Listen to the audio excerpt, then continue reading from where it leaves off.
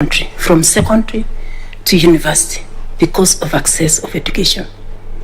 The fund we manage has built schools, has paid bursaries for students, has improved even the security of the country because it constructs offices for security officers to bring services closer to people.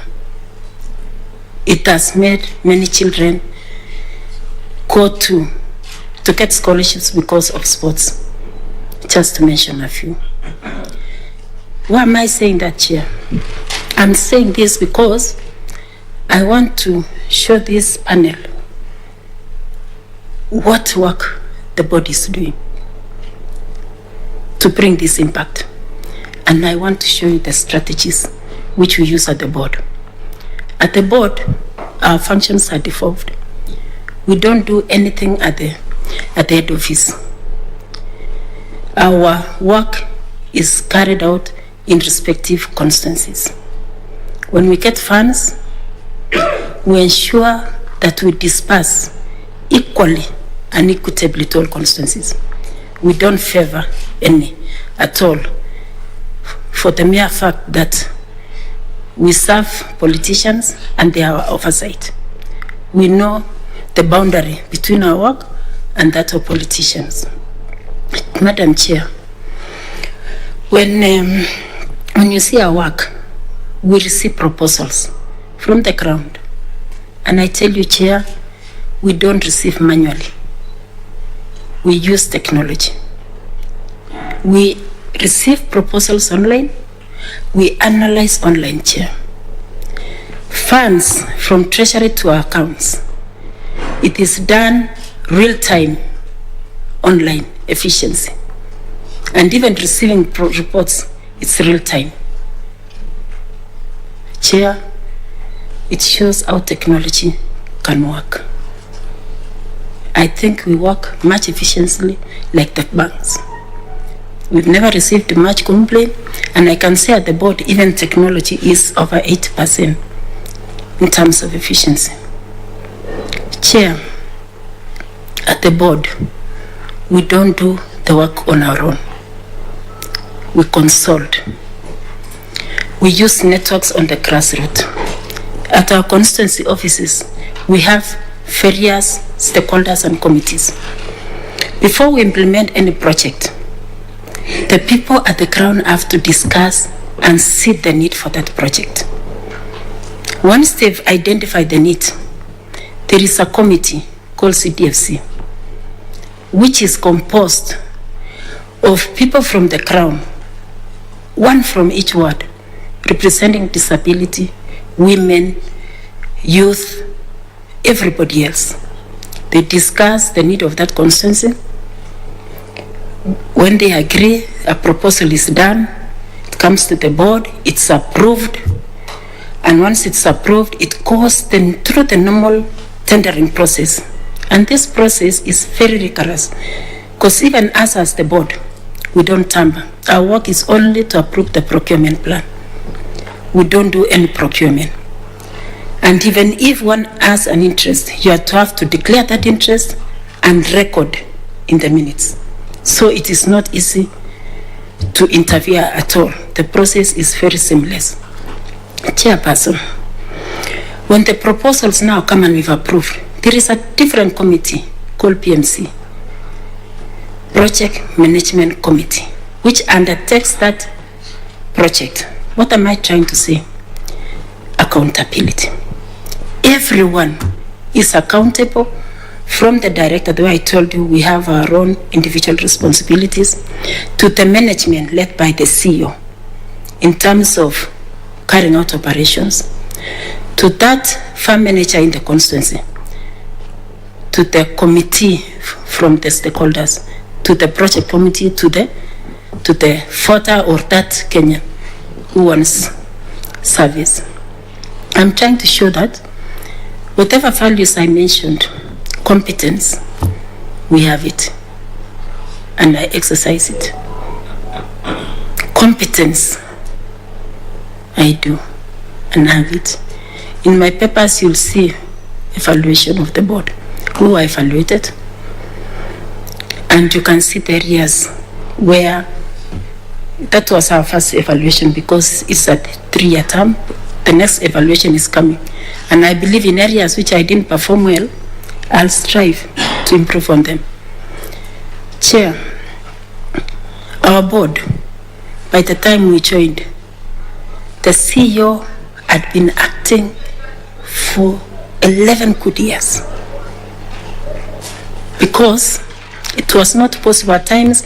You know, the process of recruiting a CEO there does involve the CS, it has to involve Parliament, and it has to involve the board. So at one time or another, either Parliament have gone on recess, or Parliament has been dissolved.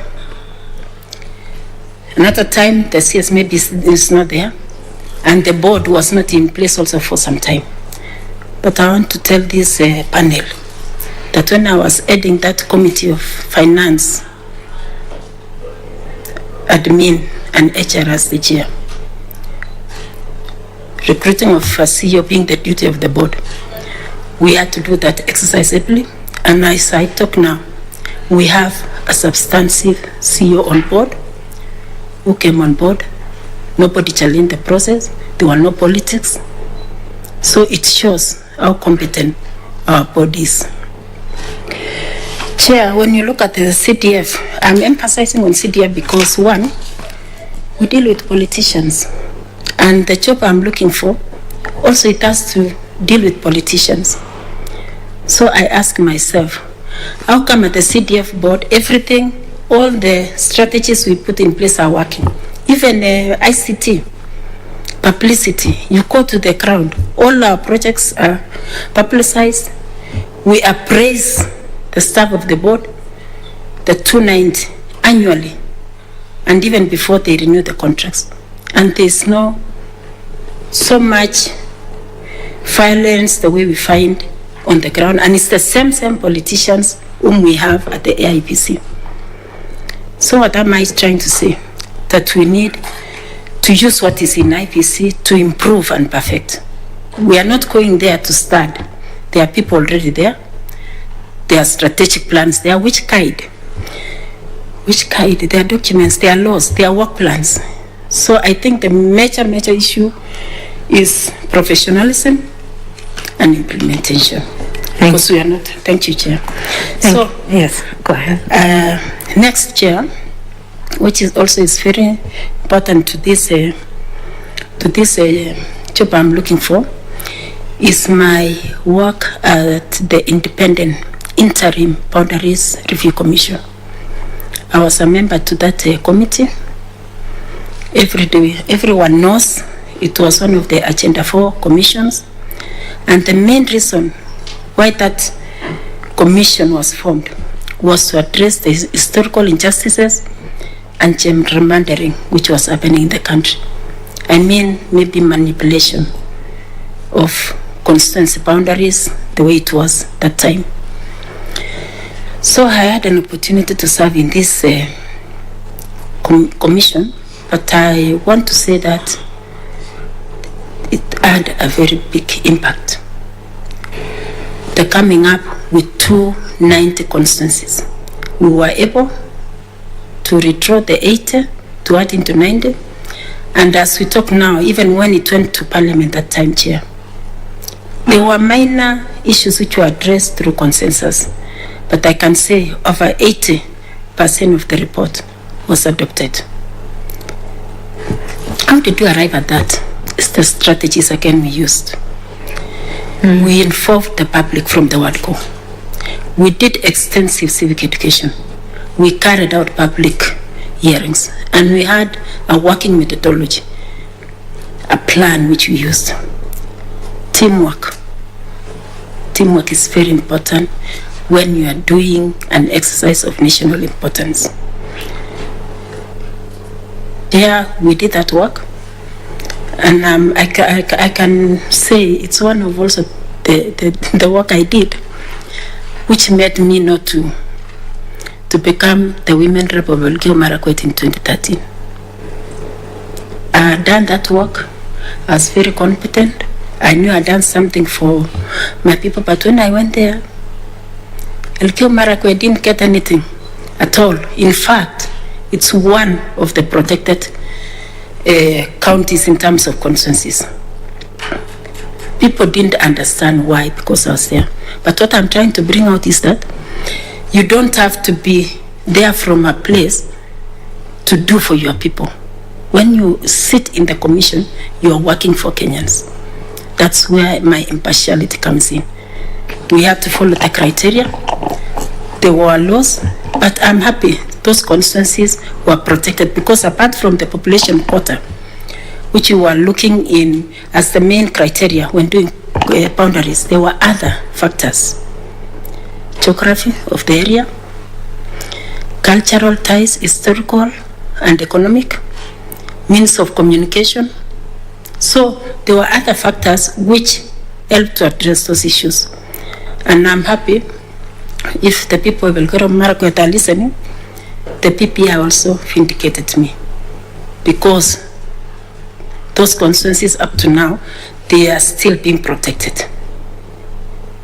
So, Chair, to crown it all, I had also an opportunity to work at the Constitution of Kenya Review Commission. That time, I was at the management level, one of the deputy secretaries. There were 4 departments, but I was specifically in the Department of Civic Education. And Chair, the impact of that, we have a new constitution. Though it's not the commission which I was in, the Kai Commission which brought that constitution, through the committee of experts, we were able to get this constitution, but we laid the foundation by bringing all the people together through the National Constitutional Conference. Chair, civic education is key in everything. At the IEBC, they do further education, mainly. That is further education, but as we did civic education. Why am I saying so, Chair? When you do further education for only people you've registered, it's not easy to capture everybody. IEBC needs to extend to first do civic education to everybody, so that people understand why they need to register. Because civic education is only targeted on those who have registered, and quite a number of people are left out, and most people get leaders to serve them whom they don't know their capabilities and even their representation in the country.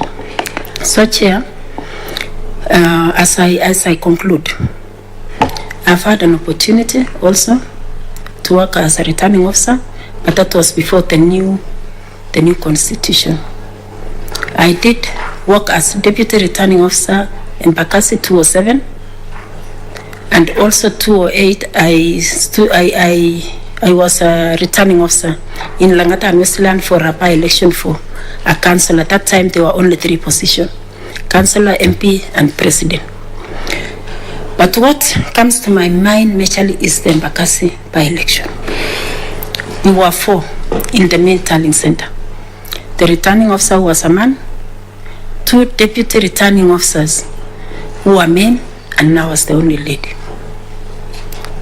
It was scary that night, because I recall as results were being brought from polling stations, as we were winding up, so many agents came following the results for their respective candidates. And it was going to be, it was a bit dark. It was going to late, because you open at 5, you close at 6, but it was starting to be, it was not a bright day. And before we knew, people were inside the tallying center, agents, and the security was not enough. And then when I checked the room, everybody was there. Everybody now was thinking about safety. Yeah. But that's the time I learned to work under pressure, to work by being proactive. And that's the time I remember the skills I acquired at the National Youth Service. Chair, it was scary. But the returning officer then stood firm and said, let's hold everything first. Because the law allows the the returning officer to postpone or to hold for some time. So that was actually very possible to do it. And I'm happy nothing bad happened, but we were able to finish the exercise successfully. So finally, Irene, Chair, sorry, if you'll allow, let me ask you to just conclude if you can. I'll conclude in 1 minute. We allow the panel to ask you a few questions. Thank you, Chair. Thank you. So as I conclude, I just want to say I have diversity of skills. I've worked under pressure. I have the professionalism. I'm competent. And if you give me this opportunity, I'll perform without being impartial, without being non-partisan, and doing what is required of me as a commissioner. Thank you, Chair. Thank you so much, Irene. I'll request Mr. Morris. Oh, sorry. I'm sorry. Let me find out from you whether you are a registered voter. Yes, Chair. I fought at Sitoto Primary School. That is in Chepkoria Division. Okay. Thank you so much, Irene. I'll request Mr. Morris Kimuli to ask you a few questions. Panelists will manage our time in view of how much has gone now. Thank you. Thank you very much. Irene. Yes. You responded to a case study question, and one of the issues you identified yourself was non-registration of young people who had turned 18. Perhaps I can ask you this in... I want you to imagine that you are seated at the commission. Do you understand Swahili? Yes, naelewa sana. Mmeketi pale kama commissioners na swala hili limejitokeza, na kuna vijana 1,000,000 ambao wameandamana kwa amani na wakakusanyika pale Uhuru Park kusema kwamba tumefikisha miaka 18, hatujasajiliwa kupiga kura, hatujapewa vitambulisho. Kamishna wengine wanakuuliza uende uwaongeleshe wale vijana. Ni vijana walio na amani, na huku ukirejelea sheria iliyowekwa, tafadhali kwa dakika moja tu wahutubie hawa vijana ambao wamekusanyika pale. Wanasema hatujasajiliwa, tungependa kusajiliwa, na ni miezi 6 kabla ya uchaguzi. Dakika moja tu kwa lugha ya Kiswahili kama itawezekana. Asante. Vijana, asanteni kwa kuja Uhuru Park. Nimesikia hamjasajiliwa, na hapa tutawafanyia hiyo kazi. Bora uko na ID, tunakuja na watu wa registration na watu wa registration of people kuconfirm, na tutakuja na pia registrars of electoral commission kuwachasajili na mpate hiyo voter sahu. So tunafanya kitu inaitwa targeted kwa sababu wamekuja, na tutawaandikisha sahu. Asante. Tulikuwa tumesema kwamba hawa vijana hawajapewa vyeti vya usajili ama vitambulisho, na ndio sababu hawajasajiliwa na tume ya uchaguzi. Kwa hivyo swala lililo nyeti ni kwamba hawana vitambulisho. Sorry, ndio nimesema nitakuja na watu wa registration wa ID hapo. Wakiwa wakisajiliwa, kwa sababu nowadays it's fingerprint, wakimaliza tuna register. Asante. So your view is that the commission is able, the electoral commission is able to summon those in charge of registration of persons and to get them to issue IDs on the spot so that you can issue voter registration. Yes.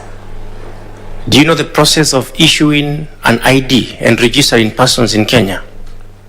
Yes, I do. And it be done instantaneously.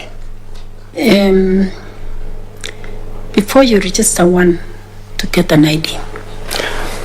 I'm asking about the process of registering one and issuing an ID.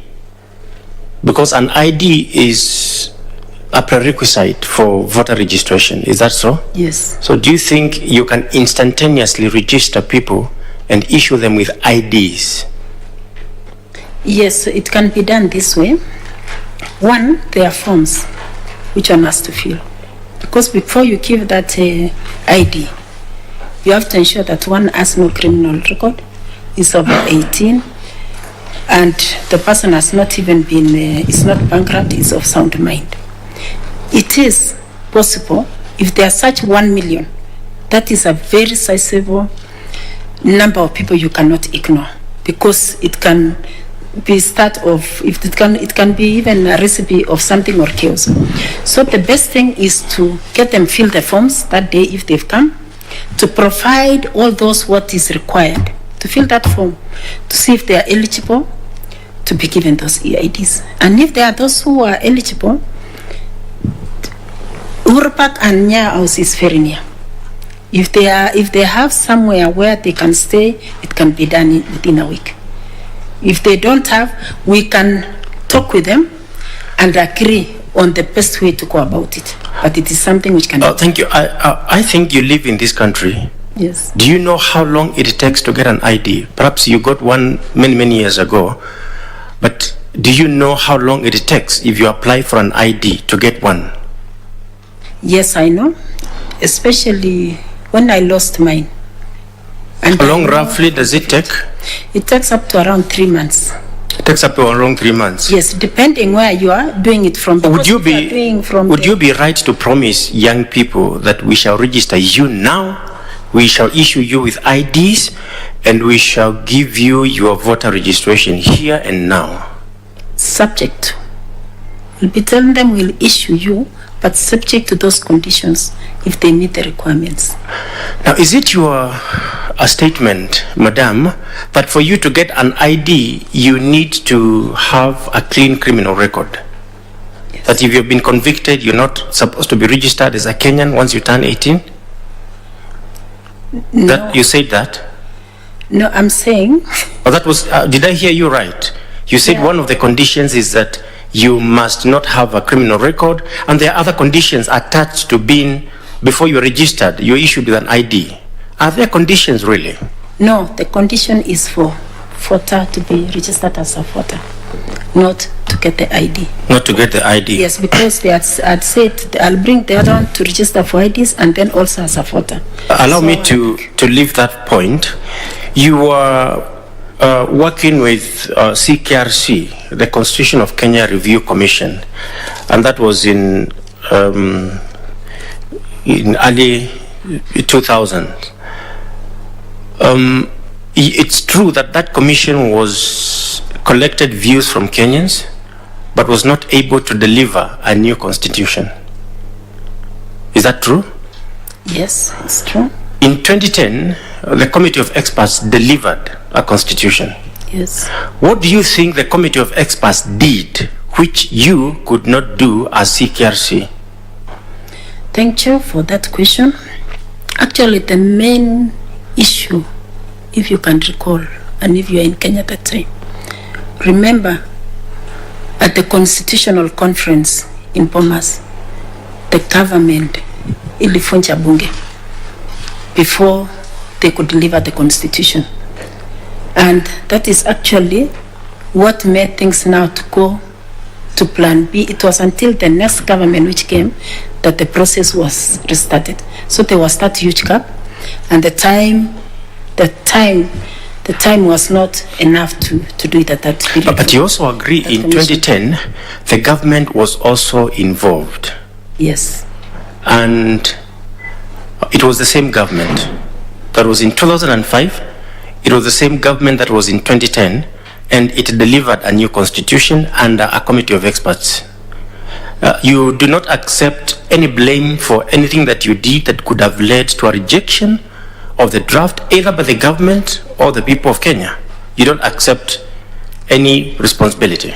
No, I do, but... what responsibility do you accept? As I accept, remember also the term of that commission had a time frame.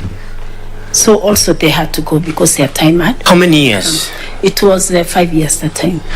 The committee of experts worked for a lesser period of time, and they delivered a robust constitution. True, but they were not starting from the ground. They didn't do much of the work which had been done. They didn't do civic education. They didn't bring the delegates together. Much of the work, actually, 75% had been done.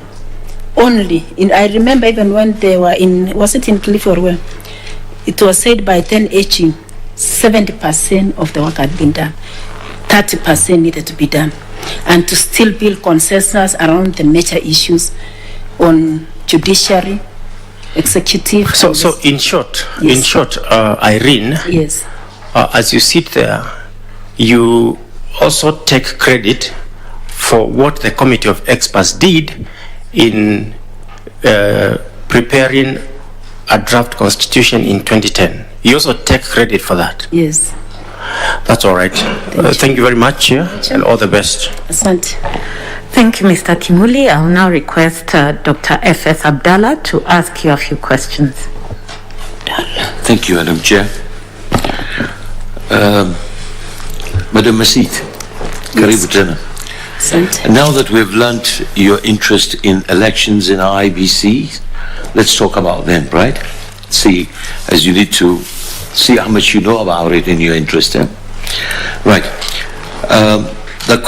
The conduct of elections in Kenya follows a 5-year electoral cycle and not a single day as many of the Kenyans would believe. Right. The 5 years electoral has 3 phases. Please tell us as to what these 3 phases are. Thank you so much for that question. Chair, the 3 phases is composed of the pre-election activities done during election, and activities done after election. Before, we have a registration of voters, we have voter education, we have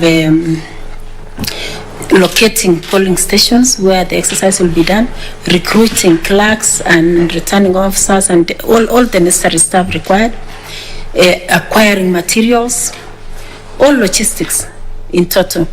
And then when you come to election time, it's now the conduct of election itself, whereby we have citizens to vote.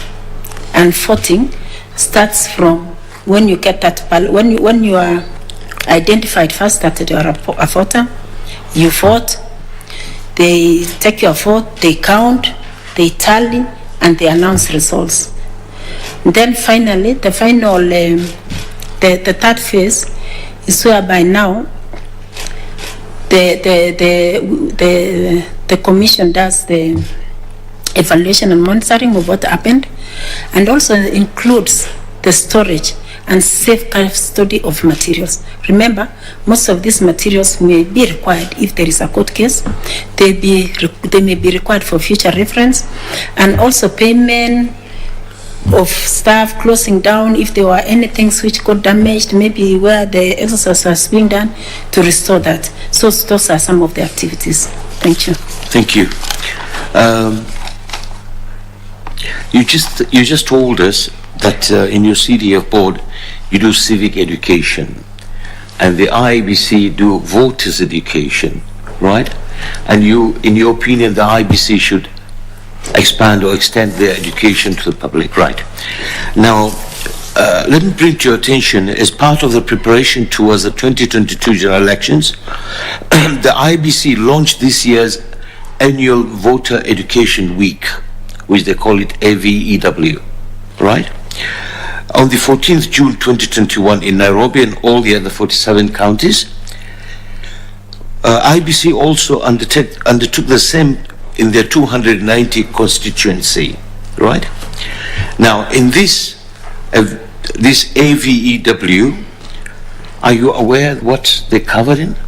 What they covered in that week? The initiative of this? Yes, to some extent. Okay. Tell me, what do you know? What they did, or what they should have done, or what they wanted to do? Actually, it is to educate the voter on the processes of voting, and also those who wanted to register and to vote, be given opportunity to register, and also Those who wanted to change even their stations, to revise and move to other stations, or even to check their details if they are correct, that's the opportunity they are given. Right. Yeah. Now, maybe I'd like to share with you something maybe you're not aware of, right? Is that AVEW had 4 major areas, right? Yes. One is to synthesize citizens. Citizens is documented on the broad mandate of the Commission and specifically on elections. Thank 2, you. to synthesize the public on the legal framework that governs election management in Kenya. Right? Number 3, to enhance amongst members of the public the delivery of peace messages pre, during and post-election period. 4, to educate the public on matters elections and particularly on use of technology in elections. And 5, to carry out continuous voters registration, Madam. I'm very grateful actually for, Yes, for so that I think you information. need to go and read this. The IBC is not only educating the voters, it's educating the Kenyan public, the citizen as a whole. Right? Yes, I agree very much. But if you look at the act as it is, there's no civic education. It's Correct. only voter. Correct. So I believe when they were doing their evaluation, after monitoring, they realized the gap, which they put in their strategic plan, which is a very good way they've done it. But since I'd followed the constitution, I'm very thankful for that information because it will help. Thank you. In future. I'm Thank you. sure you're also aware election is not an event, It's a process. it's a process. Thank you. So I think it's good to update things, right? Thank you so Good. much. Now, if the commissioners of the IEBC were to introduce a number of human resource policies that are intended to enhance service delivery in the commission, and the policies are unpopular among the employees, you're a master in this, what would you do if you are one of the commissioners? Thank you for that question. I want to start from the issue of unpopular to employees. There must be something why it is unpopular first. But again, as an employee, you join an organization because there is something you believe you have which you want to contribute to that organization. And by the time you are entering that organization, there is a rigorous entry, starting from recruitment and everything. So when you enter first, there are also policies which you sign and say I'll abide by. You say this is what they do and this. So to come in between and you are the policies unpopular, it means whatever is being brought by the management, no consultation or discussion has been held between the management and employees. So the starting point would be, before you put any policy, either new or emerging, to any employee, it's good first to discuss about it, say why you are bringing that policy and what it will achieve, and then now you can work together to see the best way to go about it. Because it's not only good to impose some policies, it's good to bring policies which can benefit both the employer and the employee. Will that be part of your profession or your teamwork abilities? It is both teamwork and also profession. Thank you. Thank you. Just a point of information. Sometimes Yes. the employee doesn't really look at the policy of the company. They look at what perks are coming with a job. Pardon, please. Right. You just said that employees normally before they join, they look at the policy of an organization. But many a times, and especially now, the employees or the person wishing to join an organization looks at the perks first. What am I going to get? That's for your information. Thank you, Chair. Thank you, Thank you. Thank you. Thank you so much. Thank you, Dr. Abdallah. I'll now request Mr. Gideon Solonka to ask you a few questions. Madam Asid, you said that in 2013, general elections you vied for the seat of women representatives. Yes. How many candidates were you? We were around 8 for women rep. And you became number 2. Number 2. Yes. Were you satisfied with the way IEBC conducted the elections, or did you detect any anomalies? I was satisfied, but there were anomalies which I detected. Kindly share. Yes. One. Very briefly. Thank you. One is the process of party nominations. They are not credible. Why am I saying so? Like when I stood, we were told when we were filling the forms and everything that they'll get an independent person to do elections. And they had even said it was IEBC. On Friday, actually it was on Thursday, the day we were to go for voting on Friday, we went to our stations, the papers delayed, they never arrived. Then later around 1 on Friday, we are told the elections for nominations have been postponed. It will be done on Saturday. Just imagine, you brought agents, your photos are there, you've used money, and then again you're told the next day. And that is now recipe for rigging.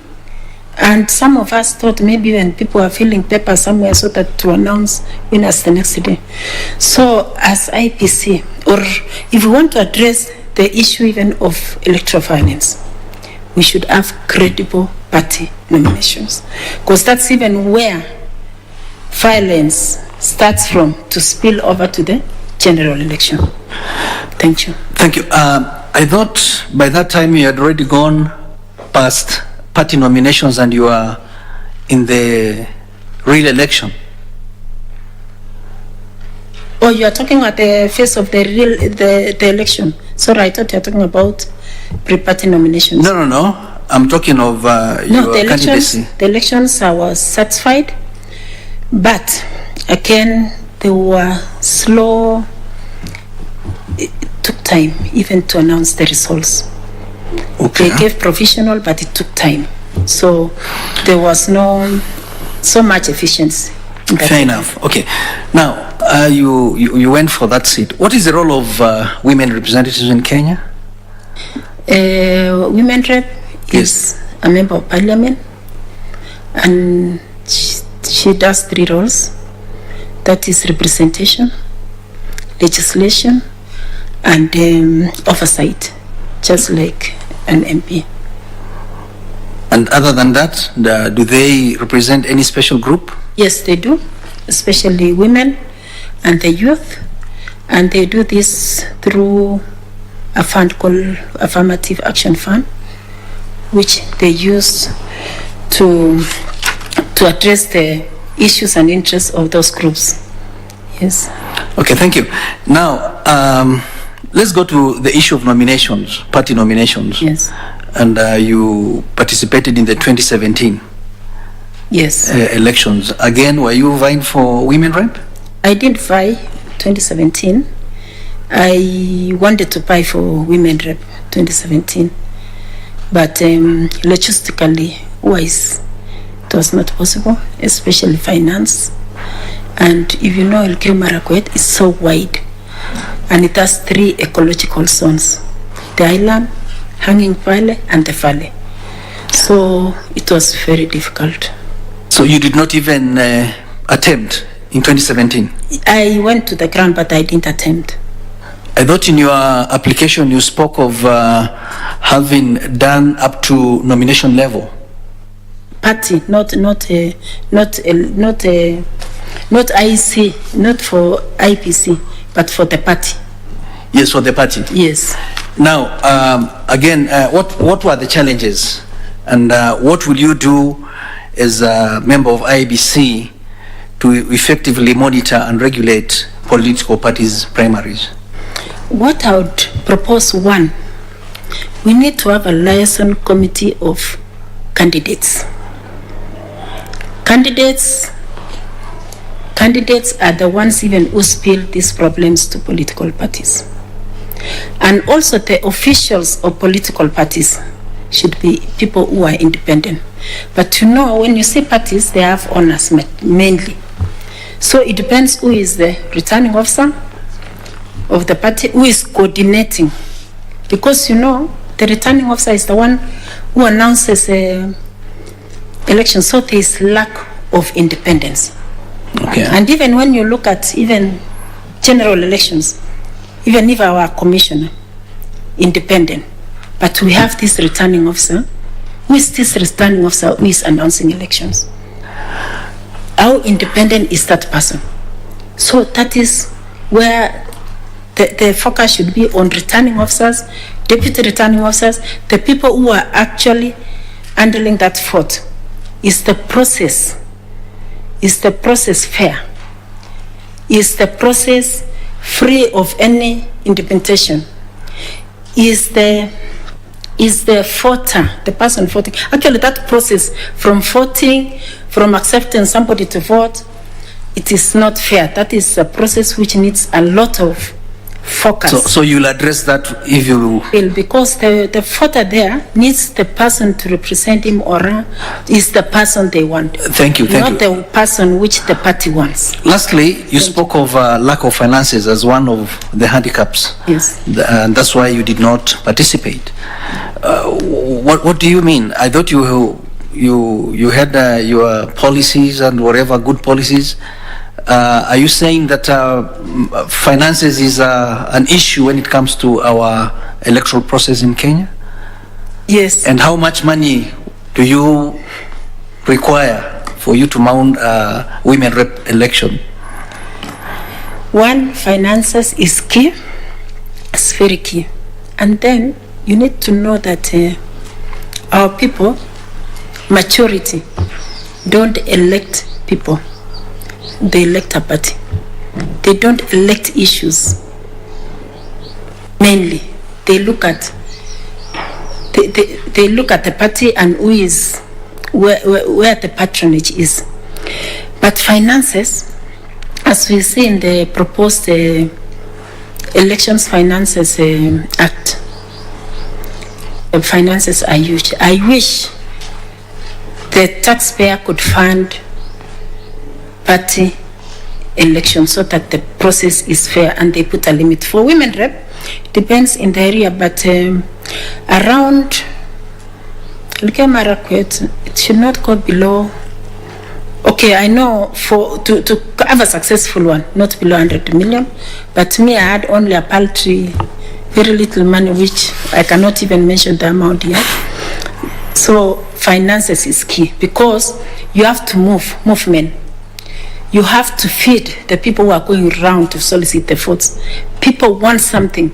If you are going to ask for something, people will come up with an idea. We don't have water. Okay. That's the time you tell them, I'll give you a water tank. Or so there is money that you directly give to the voters? Yes, exactly. And isn't that not voter bribery? Not even voter bribery, it's inducement, actually. And is it right? It's not right. But now, if there are no regulations to guide, because there is a vacuum, to be precise. That one is needed. Even if the act, they say women or this position should be this amount, we need to put also how to monitor that. Because somebody can indicate, I have 100 million in the bank. But beyond that, somebody does things kichini. So that act is very important.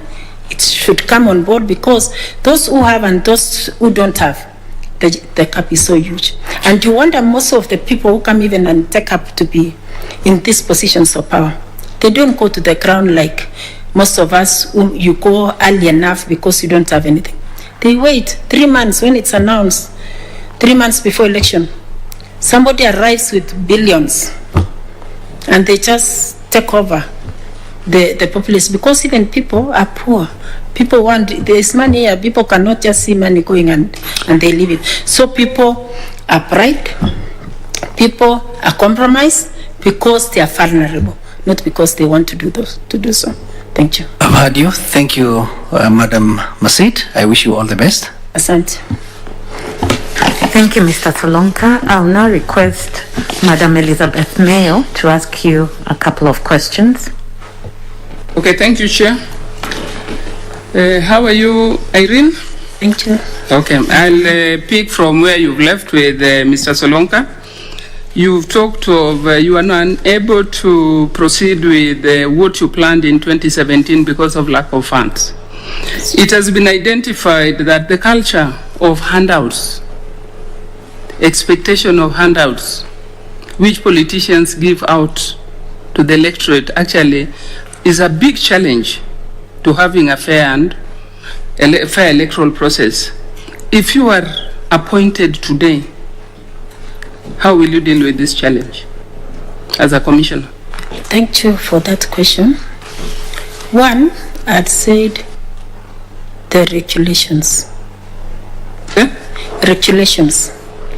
It should be there like yesterday. It's very important. And also, code of conduct. All aspirants should sign a code of conduct. And then, 3, educate the citizen that it is not right any voter, any candidate who comes and gives money and bribes you, they should be able to talk about it.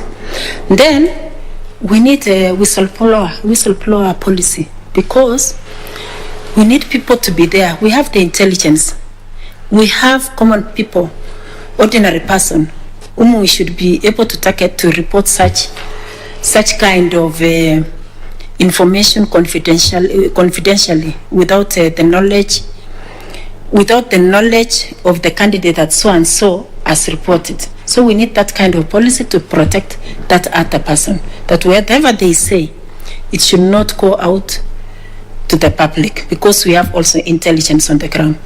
If we were to address that issue, I'm telling you, most 50% of election problems will have been solved, because that is actually people who don't go there because of the need to serve, but they want to serve their own interests.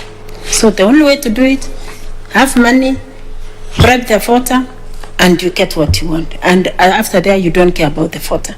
So that is an issue which needs to be addressed. Okay, thank you. Yes. How will you enforce and ensure that regulations and the code of conduct you put in place are being followed? Yes, as I looked at the IEBC Act, there is a cap. We need maybe a department or a department for enforcement. Because when you look at to enforce the laws and everything. Will this department be within IEBC? Yes, or IEBC. Outside? No, within IEBC. Okay. Because you see, even when we are conducting elections, when IEBC is conducting elections, it is during that period that they try to get even security to man the areas from the government. But if we had a directorate specifically for that purpose, with qualified people, professionals, with even a director heading it, so that it is there full time to look at these laws, enforce when an issue happens, it is taken up immediately. And now that we are going towards general elections, tensions are starting to build up. But if we had specific, and we put in specific constituencies are not many, if we had coordinators to just for that peace and for harmony, it could help. Okay, thank you. In 2013, Irene, Yes, you participated in the general election I did. as a Women rep. women rep. Yes. And you have rightfully told us here some of the challenges that actually you face. Can there be an issue of intimidation? You got intimidated because you are a woman? To some extent, but mostly one, abuses. People can look at you and they want to know where you are married, who are you? Talk loudly. Sorry. Yeah. To know where you are married, who are you? Why are you? If you come here, people see, especially if you are not from that community, there is that issue. There is the issue of education.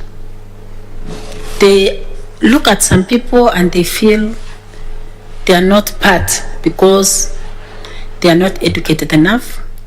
There is the issue of affiliation. Depending on which party you are in, people can just hate you not because you are not good enough, but maybe whatever affiliation you are in. There is also the issue of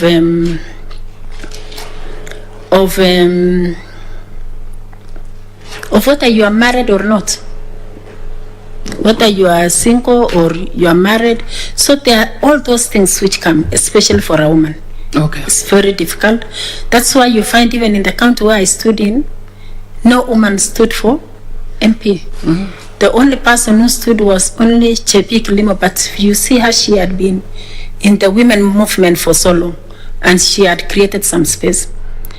But when a woman stands for an MP or governor or senator, they say, why? Muko na kiti yenu ya wamama. Why do you want this seat? So there is a lot of intimidation. And most women actually can fight for these MP seats, but that fear. Okay. When they go, even when you go and say, wamama wako na kiti yao, wanataka nini? So they see MP seat as a preserve of the men. Okay. Yes. Thank you for that. As we are talking now, when you look at some of the elective positions, you will find that the participation of women is actually low, the way you have said.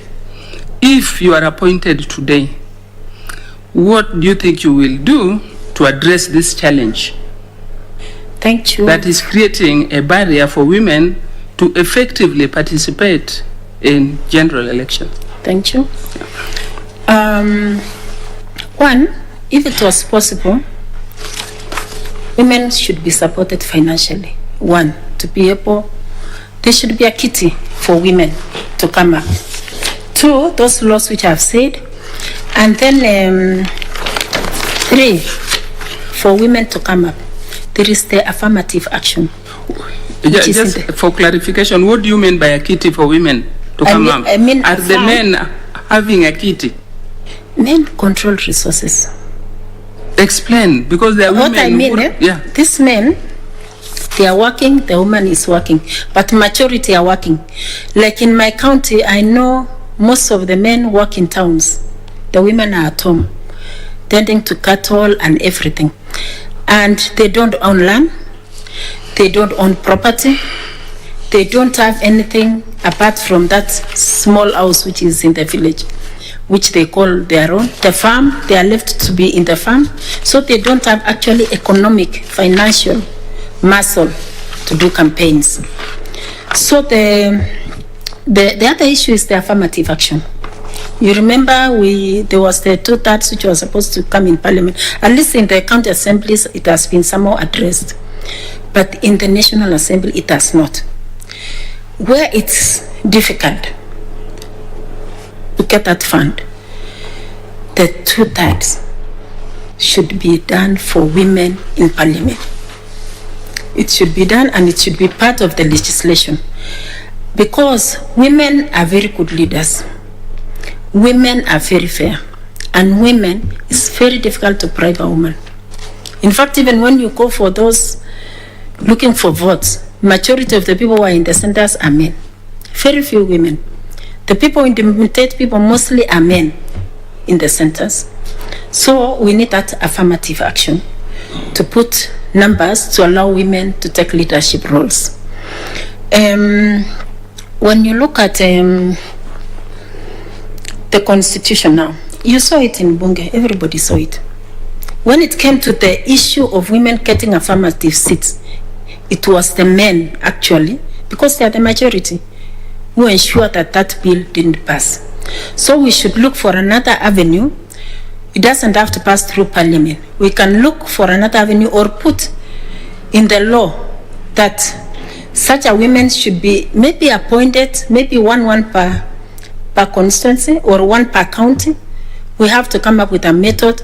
If voting has to be done in parliament where majority of the voters are men, will not be able to get through. So we have to think of a better method.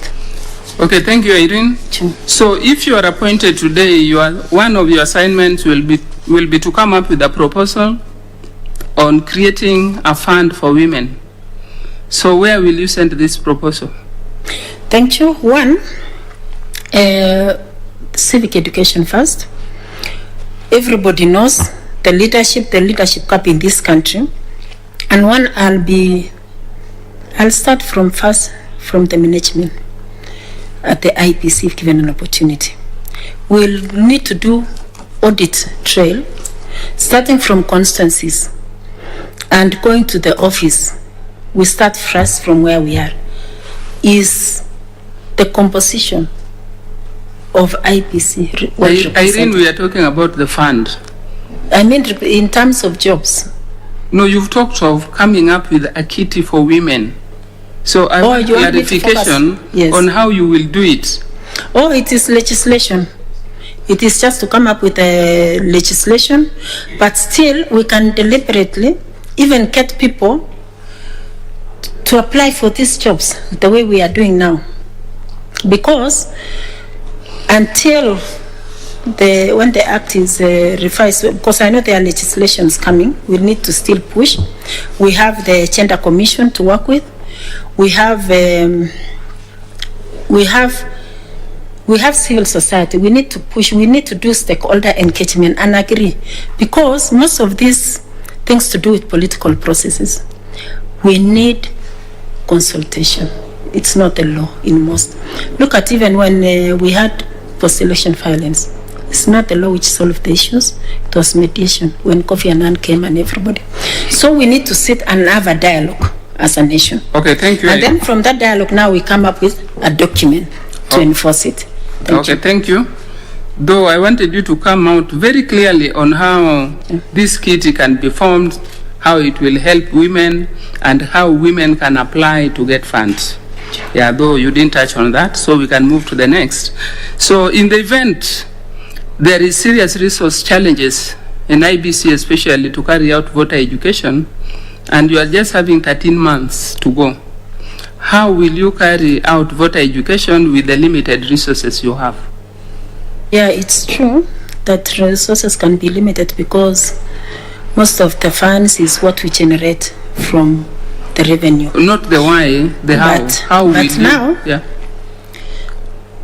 the government and the whole nation is aware we are going to have an election. Everybody is aware. And there was a budget which was done the other day. It went through Bunge, and I believe they've set aside those funds. But if there is a cap, we have to look for other, maybe donors, other support people. They don't have to be in cash. We can look at the cash which we have, we used to conduct elections, but we get other stakeholders to assist. If it is materials, we get somebody to fund for materials. If it is to do with trainings, we get some people in training areas to assist us to train people. So we have to get some stakeholders to assist. Can you mention two key stakeholders who will help you with that? Yes, like one. You have talked of, just hold on. You have talked of if it is material, you get somebody to give you materials. Yeah. So who is this person who will come to give IEBC material because they don't have enough money in the budget for voter education? I'm aware of Uraya, they are called Uraya. I'm also aware of Transparency International. I'm also aware, maybe for sensitization, there is National Council of NGOs. They are also, because the National Council of NGOs, they have sector NGOs, whether it's health, education, everything, so we can still get. And we have also donors, international donors, like through international donors, like through embassies, through even countries, partnership, international partnership between the governments, between our government and other governments. Yeah. Okay, thank you. Thank you. So in your own assessment, what would you constitute to be mismanaged voter education, and how will you deal with that? Mismanaged is when the process is not fair. It is not done the way it should be done. Where there is bribery, I can say it was mismanaged. Where one votes, but that vote is not counted. Where one votes, and maybe that vote. Irene, I'm talking about voter education, not the actual voting. Okay. Yeah, mismanaged voter education process. Thank you. Mismanaged voter education happens whereby one, first, there is no education done. Or two, the people who are offering the education are not knowledgeable enough about what should be taught to the people who are supposed to get educated on that education. So to ensure that voter education is not mismanaged, we need to as commissioners first, to be well knowledgeable in that area, to know what we want to do, and also train TOTs or people who are going to train, so that that process is not mismanaged. Okay, thank you, Irene. Thank you, Chair. Thank you, Madam Mayor. I'll now ask the Vice Chair to ask you a few questions. Thank you. Irene, you have given a very good explanation of the issues, especially you mentioned financing, electoral financing and expenditure in elections is a major issue affecting our electoral processes. I would like you, as somebody who has worked in this area, who has been in the elective area for quite some time, just mention 5 issues affecting our electoral democracy in this country. Just 5 items. You say these are the key main issues. 1, 2, 3, 4, 5. Yeah. One is violence.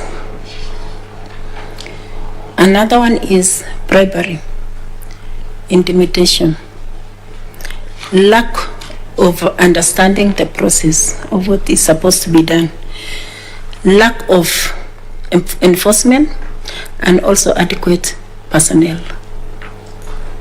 Thank you. Now we assume that and funds. And funds. Sorry, yeah. Funds.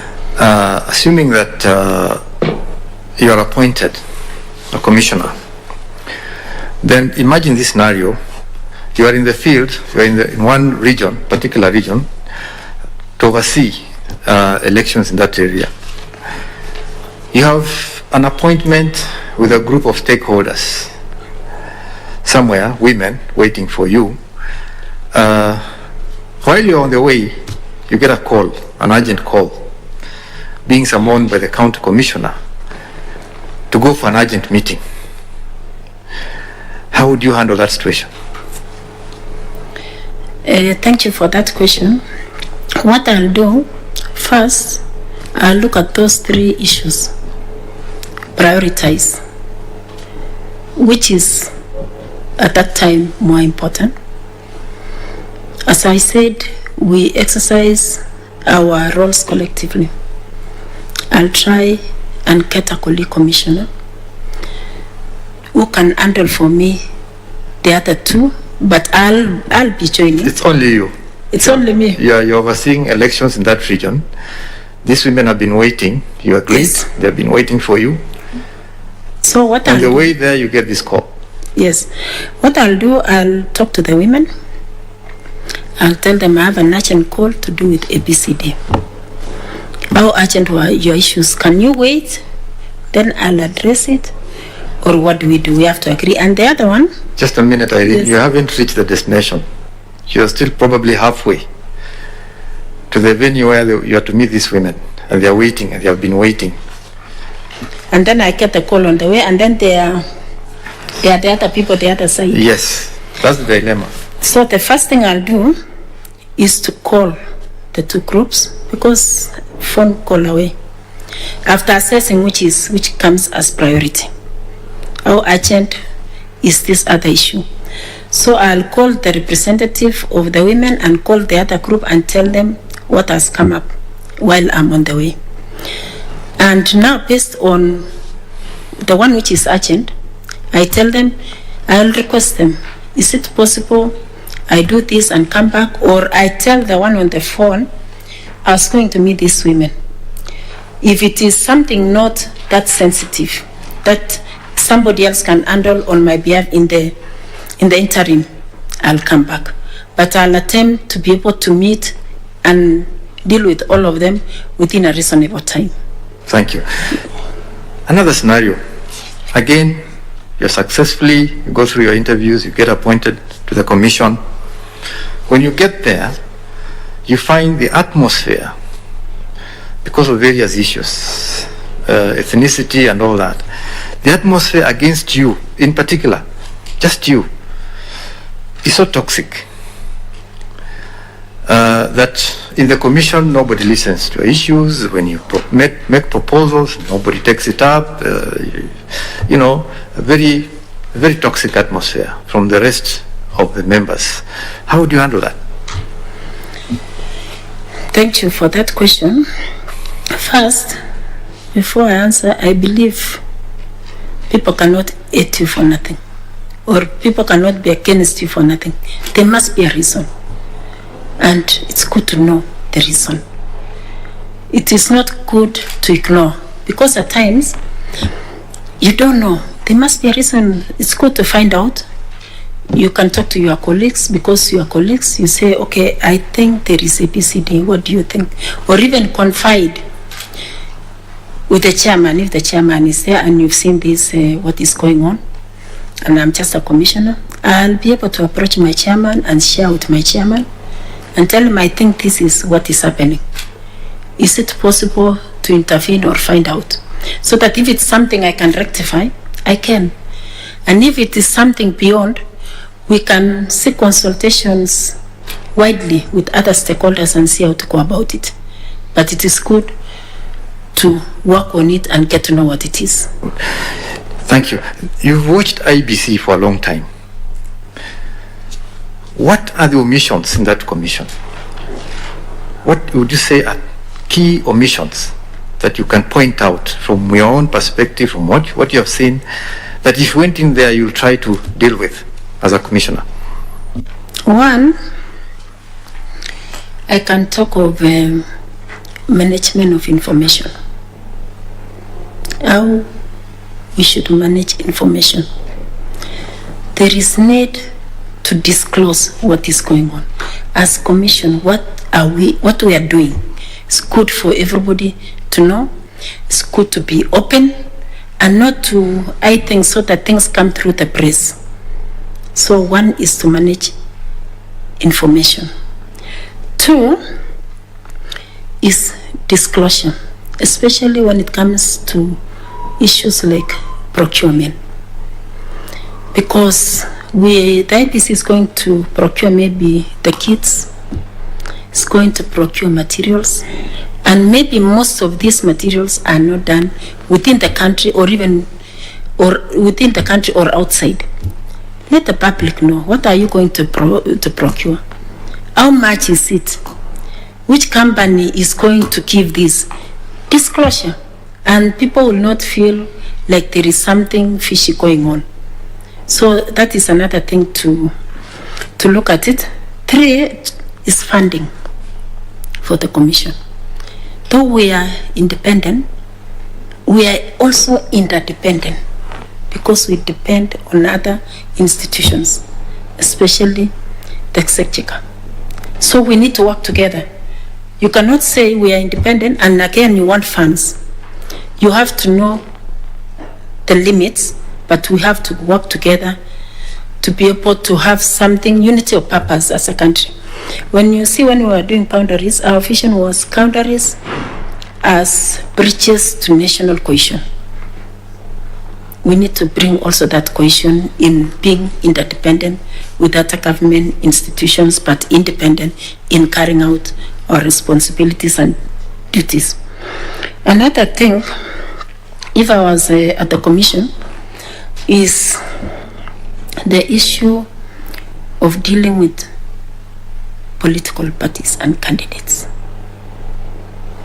That is an area which needs to be worked on.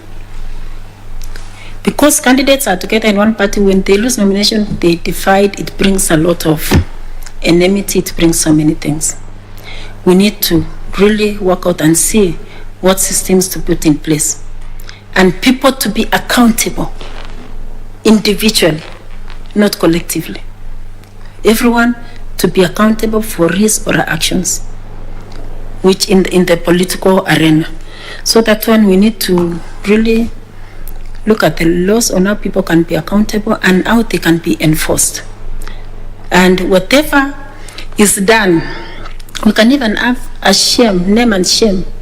When somebody does anything, it should be acted upon, it should be widely exposed so that Kenyans can know and it becomes a lesson to other people. Thank you, Irene. Thank you. Thank you, Chair.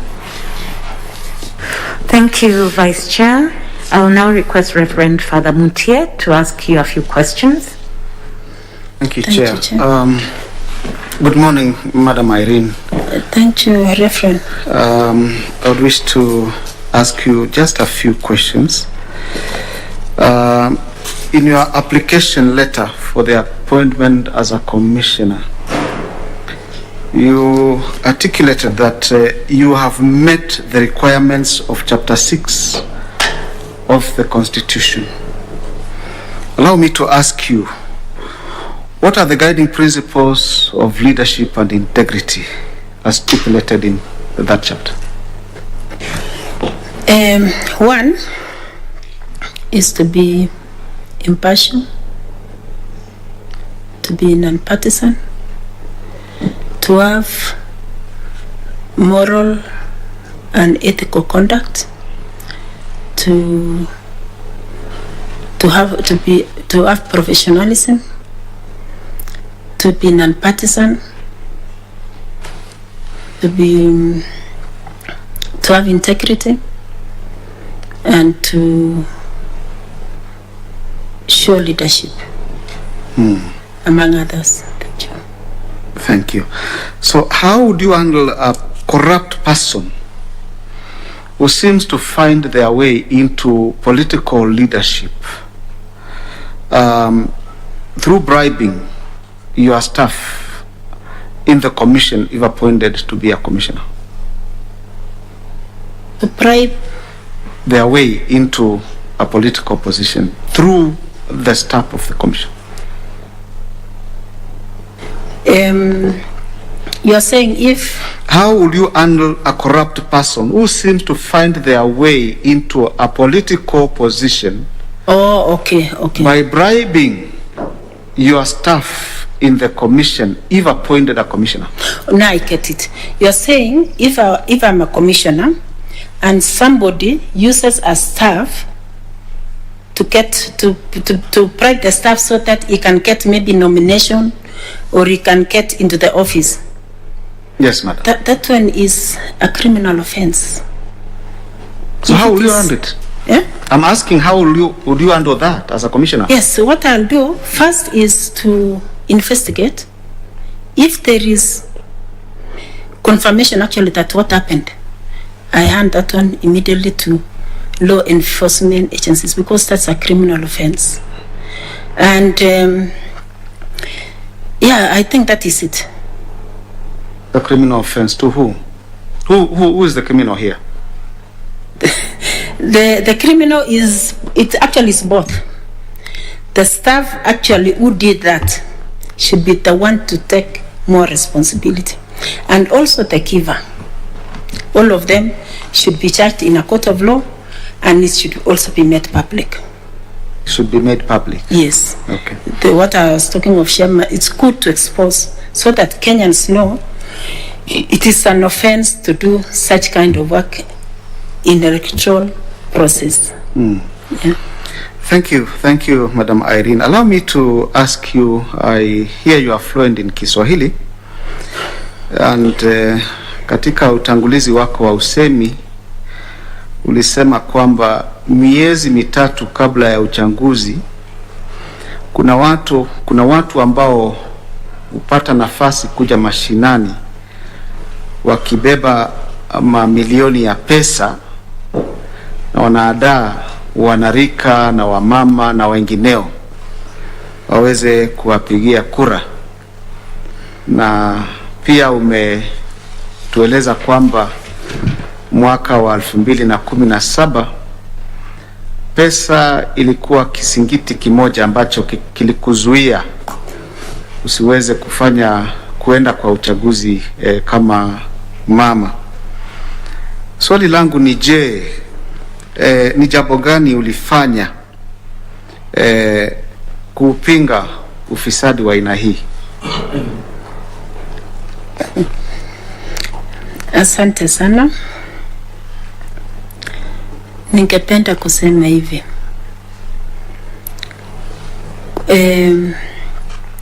Kwa sababu pesa ni shida na watu wanachukua pesa kutumia kuonga watu ili kupata kuingia ofisi. Ningependa kusema ya kwamba, na hii naambia wananchi ya kwamba mtu akija kukupatia pesa ili mpatie kura, ujue ya kwamba huyo mtu akipata hiyo kiti atakuja kukutumikia, lakini atatumia wakati wake akiwa bunge kurudisha tu ile pesa alikupatia. So kitu ya maana ni kukataa vitu ya bure ama ongo, kwa sababu ni wewe mwenye uko na hiyo haki ama uhuru ya hiyo kura, na ni wewe inatakana kuamua mwenyewe bila kupewa pesa nani ungependa akuongoze kwa maneno ya leadership. Swali langu ni kwako, ulifanya kitu gani kupinga ufisadi wa aina hii? Kwa sababu kama watu walipewa ongo ama huwa wanapewa ongo, na wewe umeona vijana wamepewa pesa, wamama wamepewa pesa, watu wengine wamepewa pesa, tangu wakati huo ni jambo gani umefanya kuzuia mambo haya ambao pengine yanaeneza ama yanaelekeza katika watu katika njia ya ufisadi? Wakati huo niliweza kueleza maafisa wenye walikuwa ground siku hiyo, lakini shida ni watu kukubali kwenda kupeana hiyo ushahidi. Hakuna mtu anakubali kwenda kusema nimeona huyu mtu akichukua pesa ama huyu amenipatia pesa. Ndio nilikuwa nasema tunahitaji hii whistleblower policy or a policy ya kuprotect au wananchi wenye wanapewa ama wanachukua hiyo kiwango ya pesa.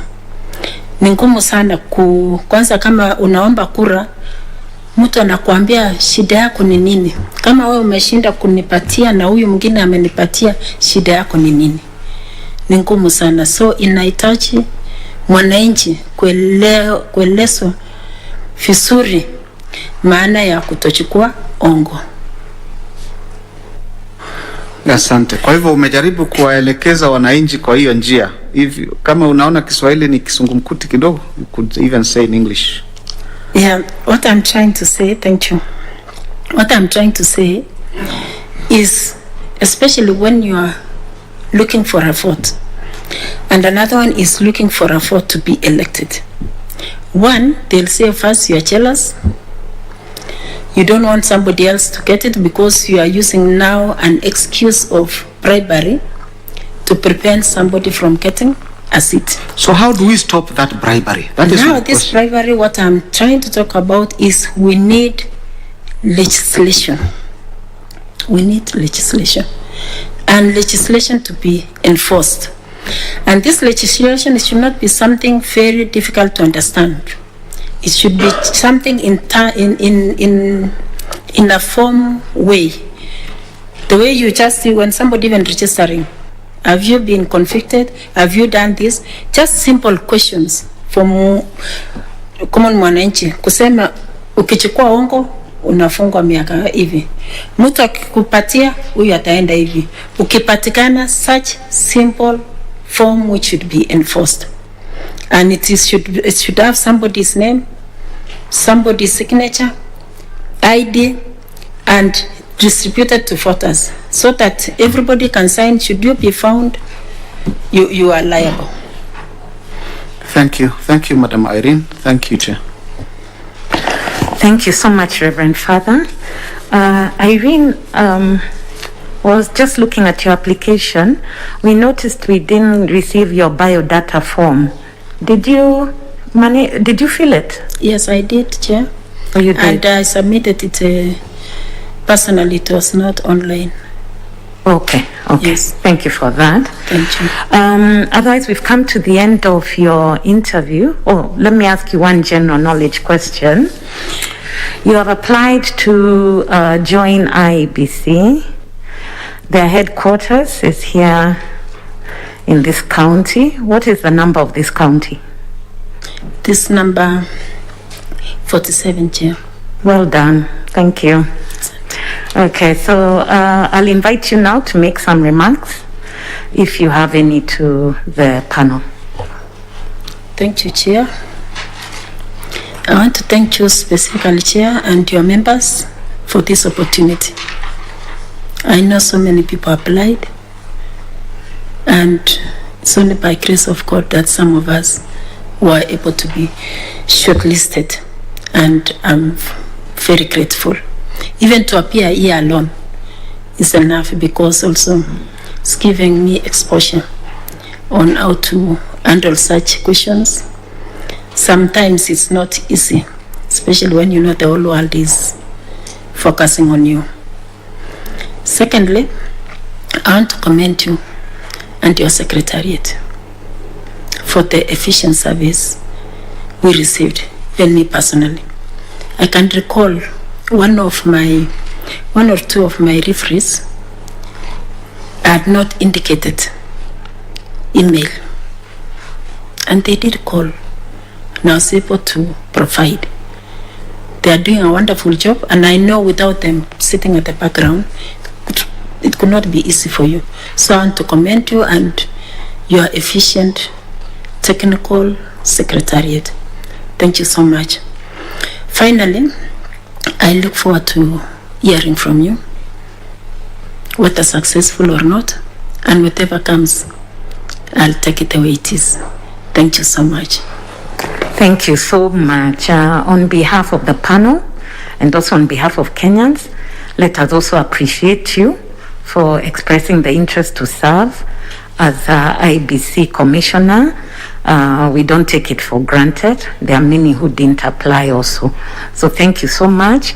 I'll request a member of the Secretariat to escort you out. Please ensure you carry your originals, and we wish you a very good day. Thank you. Thank you too. Okay. Asante sana. We will now take a break until 11:30 a.m. for our next interview.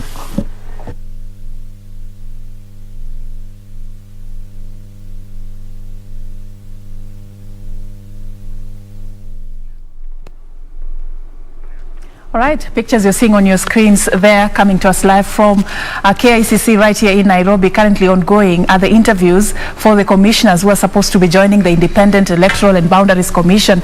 Exiting there is Irene Cherop Masit, one of the 36 candidates who are shortlisted for this particular position. 4 positions need to be filled, and 36 of them have been shortlisted, and they are trying their luck in representing the country as commissioners at IEBC. Of course, a lot has emanated from this particular interview that was taking place for a 5th day in a row. We will be talking about matters that are coming out of this particular interview, including the one we just witnessed this morning, in just a bit with my guest, nominated Senator Gertrude Musuruve. She's already in studio with me. We'll be talking a lot about how we are preparing as a country in this electoral process. Right after this particular break, good morning. My name is Safin Achieng Ouma. Do stay with us.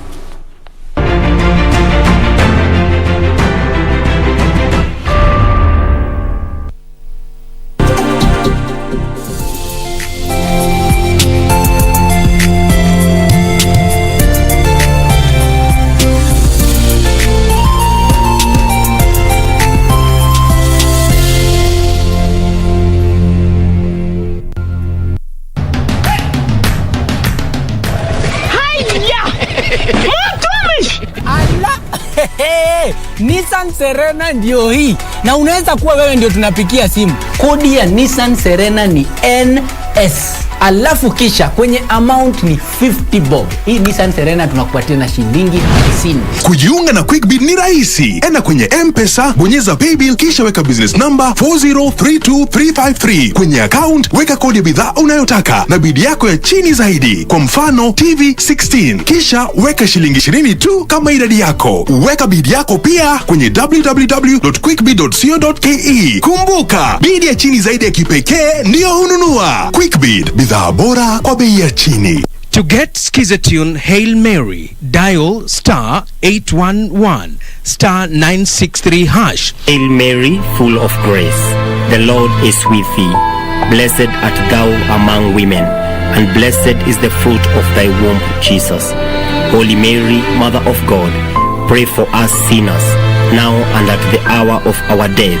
Amen. To get Hail Mary, dial *811 *963 hash *811 *963 hash.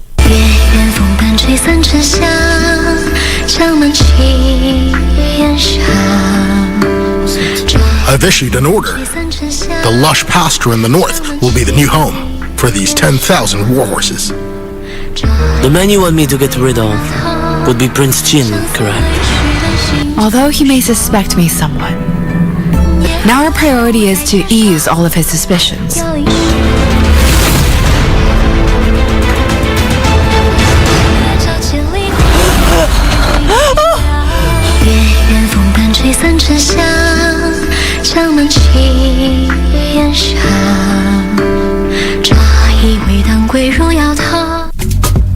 This is where it all began. As the mother of broadcasting in Kenya, you can trust KBC to bring you authentic news and programs to your living room. As KBC, we take pride in our unrivaled heritage as Kenya's trusted national broadcaster. Commanding over 92% digital television signal coverage of our country, 23 radio services that cut across our entire language spectrum, a national, regional and international digital presence backed by the most experienced and top-notch broadcast professionals in the industry. A very good evening to you. The new look Kenya Broadcasting Corporation is truly ahead of the pack. Turn to the mother of broadcasting in Kenya for stories that resonate with our identity, our aspirations as a people united in purpose. Real stories of hard work, of passion, of creativity, of big dreams. Stories that cement our nationhood. Stories that bring us together as one. We take pride in our shared heritage and destiny. KBC, informing, educating and entertaining Kenyans as one nation. KBC, Kenya's listening, Kenya's watching.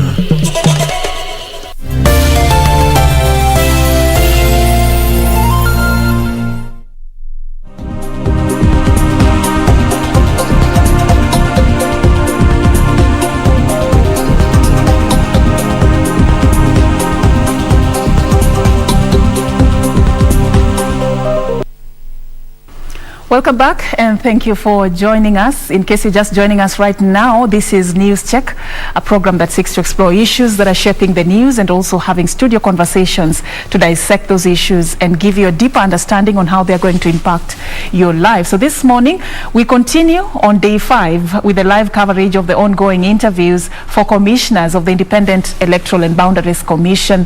36 candidates, like I told you earlier, were shortlisted to fill the 4 vacant positions, and so so far we have seen them being taken to, through a very rigorous process of explaining their experience and their desire to join the commission and what they bring on the table as their value add to this electoral body ahead of the 2022 general elections. We'll be discussing some of these issues with my guest in studio this particular morning.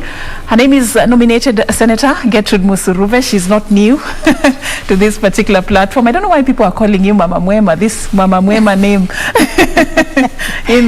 but we will be talking about that. But very quickly, Mheshimiwa, we have seen the candidates, let me call them candidates, really taking their time to defend their desire to become commissioners of the Independent Electoral and Boundaries Commission. As I will call you a person of interest, as a politician who is having a stake in the electoral process in this particular journey. As a person of interest in this process, what is your expectation at the end of the day, at the end of this particular process? Thank you, Seraphine, for asking me about my expectations. One, I would expect that this nomination will be very fair, and this nomination will also be sensitive to issues of two-thirds gender rule, and these nominations will be nominations that will be credible and accountable, and I'm also expecting that women will be given more preference when it comes to being commissioners, given the fact that we have 3 commissioners who exited and they were actually female.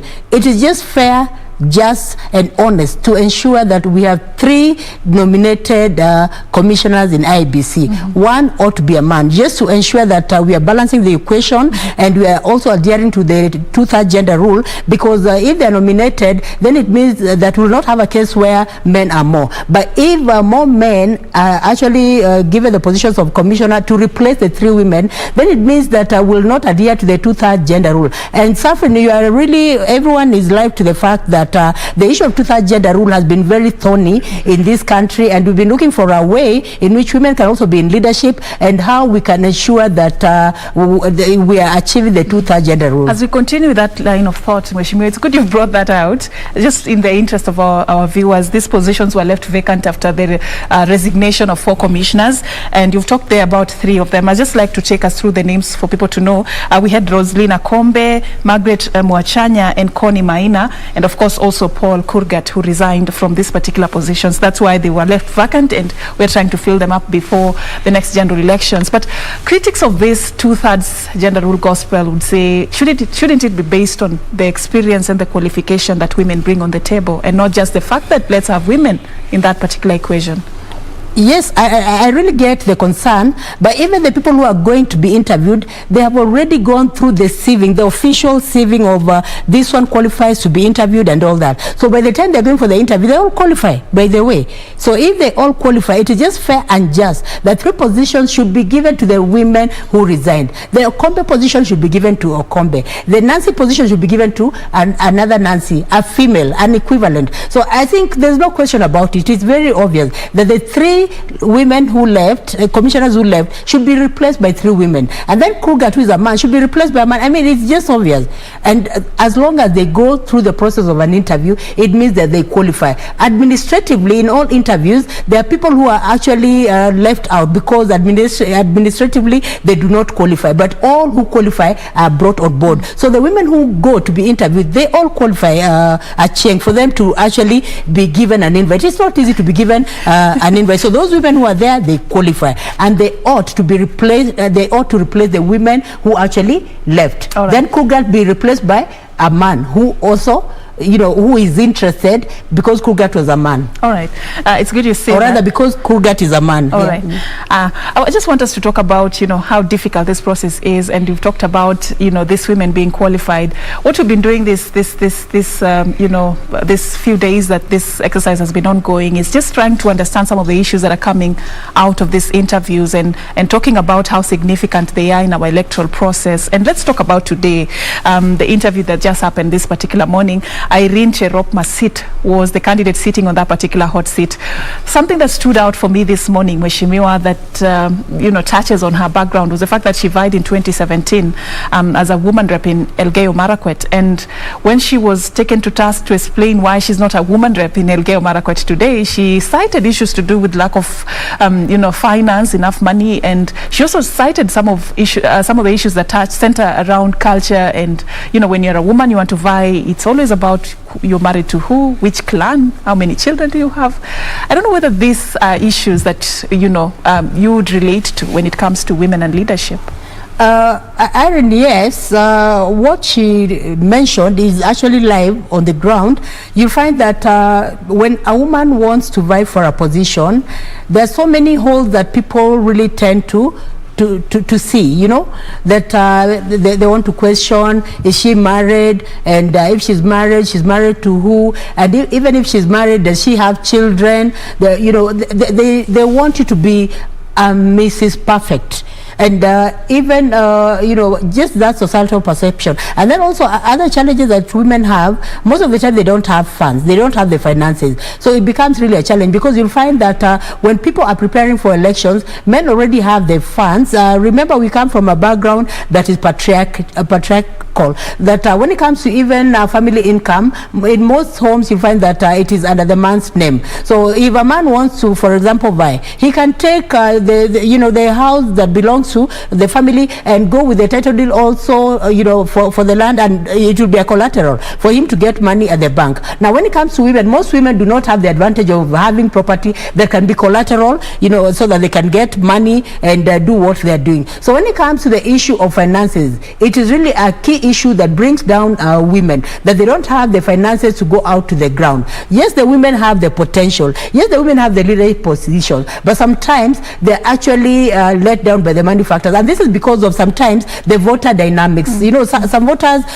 from long time, they believe in having handouts, they believe in being given little money here and there, but you see, that does not make them any better. All right, it's good you've taken me there, the issue of handouts, because this also stood out very strongly in yesterday's interview. One of the candidates, who is the former chair of the Export Processing Zone Authority, he was tasked to explain how we can get out of this culture of handouts and having the outcome of elections determined by the financial muscle of the aspirants, not based on the ideologies that they bring on the table. Why is money important when it comes to elections? Why is it a thorny issue?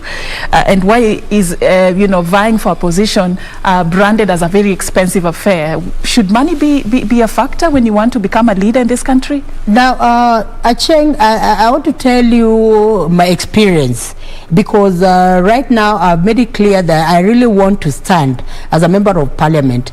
But when I look at it, I may not have the financial, backup, but I have the vision, the vision I have for my people, as a backup. And I want to say that the issue of finances should actually not come on board. People should not, in fact, the voters need to be educated so that they are actually not wood because of money. Most of the time you find some voters are actually wood. They're given some money, sometimes even 500. They sell their birthright of having the right leader, and then once their birthright goes, then that's when they realize they sold their birthright for about 5 years. So the issue of money should not actually come on board, but the vision a leader has for his people. What is it you want for the youths where you come from? What is it you want for women where you come from? What is it you want for persons with disabilities where you come from? So what is it you want about the entire community? What vision do you have for them? And it should be something that is sustainable, because money is not sustainable. People can even be swayed to get money, but tomorrow they will not change their their socio-economic status. They'll still remain they'll still remain in the same status. What do you think is the problem for it to warrant somebody to use your term, sell their constitutional right to vote? Is it the person who is at fault, or this politician? Who is to blame in this equation? Have we left our society to be so vulnerable to the extent that a mere 50 bob would make me sell my constitutional right? Where do you think this is coming from? Where the problem comes from is lack of awareness also from our voters. They need to know that when they're electing someone, they should be, because it is their right. You know, when you look at Article 1 of the Constitution, we have the sovereignty of the people of this country. They have the sovereign power in their hands. They can decide to exercise it maybe individually, or they can also exercise it through the elected people. So you see, they have all the rights. So I think there is need for civic education so that the common man is aware that they have the right to choose the leaders, and the decision they make will affect them in totality for the next 5 years, for the next 10 years, and all that. So there is need for civic education. Most people do not have the civic education, so they miss out on it, and this is core when it comes to elections. And that is why many people, you know, are bought easily. Many people are swayed with money. But what I want to say, if people want money, let people have money. Wakileta pesa mukule, lakini go for your right, because you have a right constitutionally. You have a right constitutionally. And I'm saying like that because you find that there are some leaders who may not even be capable, but they have the financial muscles. They just know, I'll just go, nitamwaga pesa hapa, nikisha mwaga, watanipatia kura. Wakinipatia kura, tosha, they'll not be seen on the ground. So people need to be actually trained. They need to go through civic education. Youths need to go through civic education. PWDs need to go through civic education. Women also, who are very genuine voters, need to go through civic education so that they know that they have power in their hands and they have a right to choose whoever they want. And then they need also to be educated, to be told that whoever you choose will determine whether you'll be economically empowered or you'll still remain at the same status, so that they're not with money. And you see, sometimes women are easily cheated because they're the homemakers. Most of the time they are not empowered economically. Maybe they cannot bring food on the table. So if somebody just brings sugar, they say, oh, nimekunywa sukari ya fulani, mimi nitampatia kura yangu, mimi nitampatia kura yangu. You see, so they end up you make a decision based on that tangible. Yes, so they make their decision based on the sugar, or maybe the 100 shillings they've been given. But you know, with civic education, you can take them through. After taking them through, you just tell them, if a politician comes with money, kula hiyo pesa ni yako, but sio yake, lakini kura patia fulani. Yule ataleta nini? Mabadiliko. All right. So you touched on something that I am really curious to understand.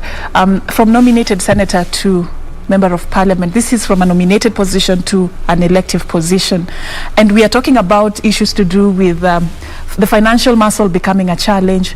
There's also the stigma that surrounds women leadership in the society. The other time we've been having this conversation with you, you've also been citing challenges as a person with disability trying to get into these leadership positions also. What are you doing between now and that particular time on the election day that will make this journey different for you? Now, Seraphine, that is a good question to ask.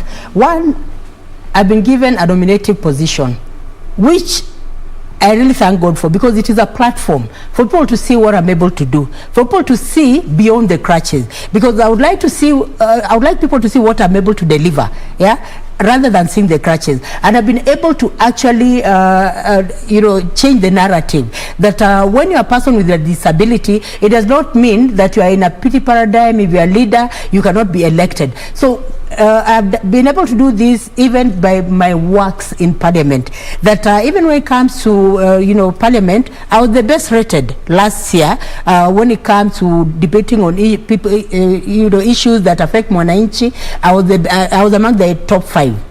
For female, we were 2 best rated, myself and Senator Faria. Now, congratulations on that.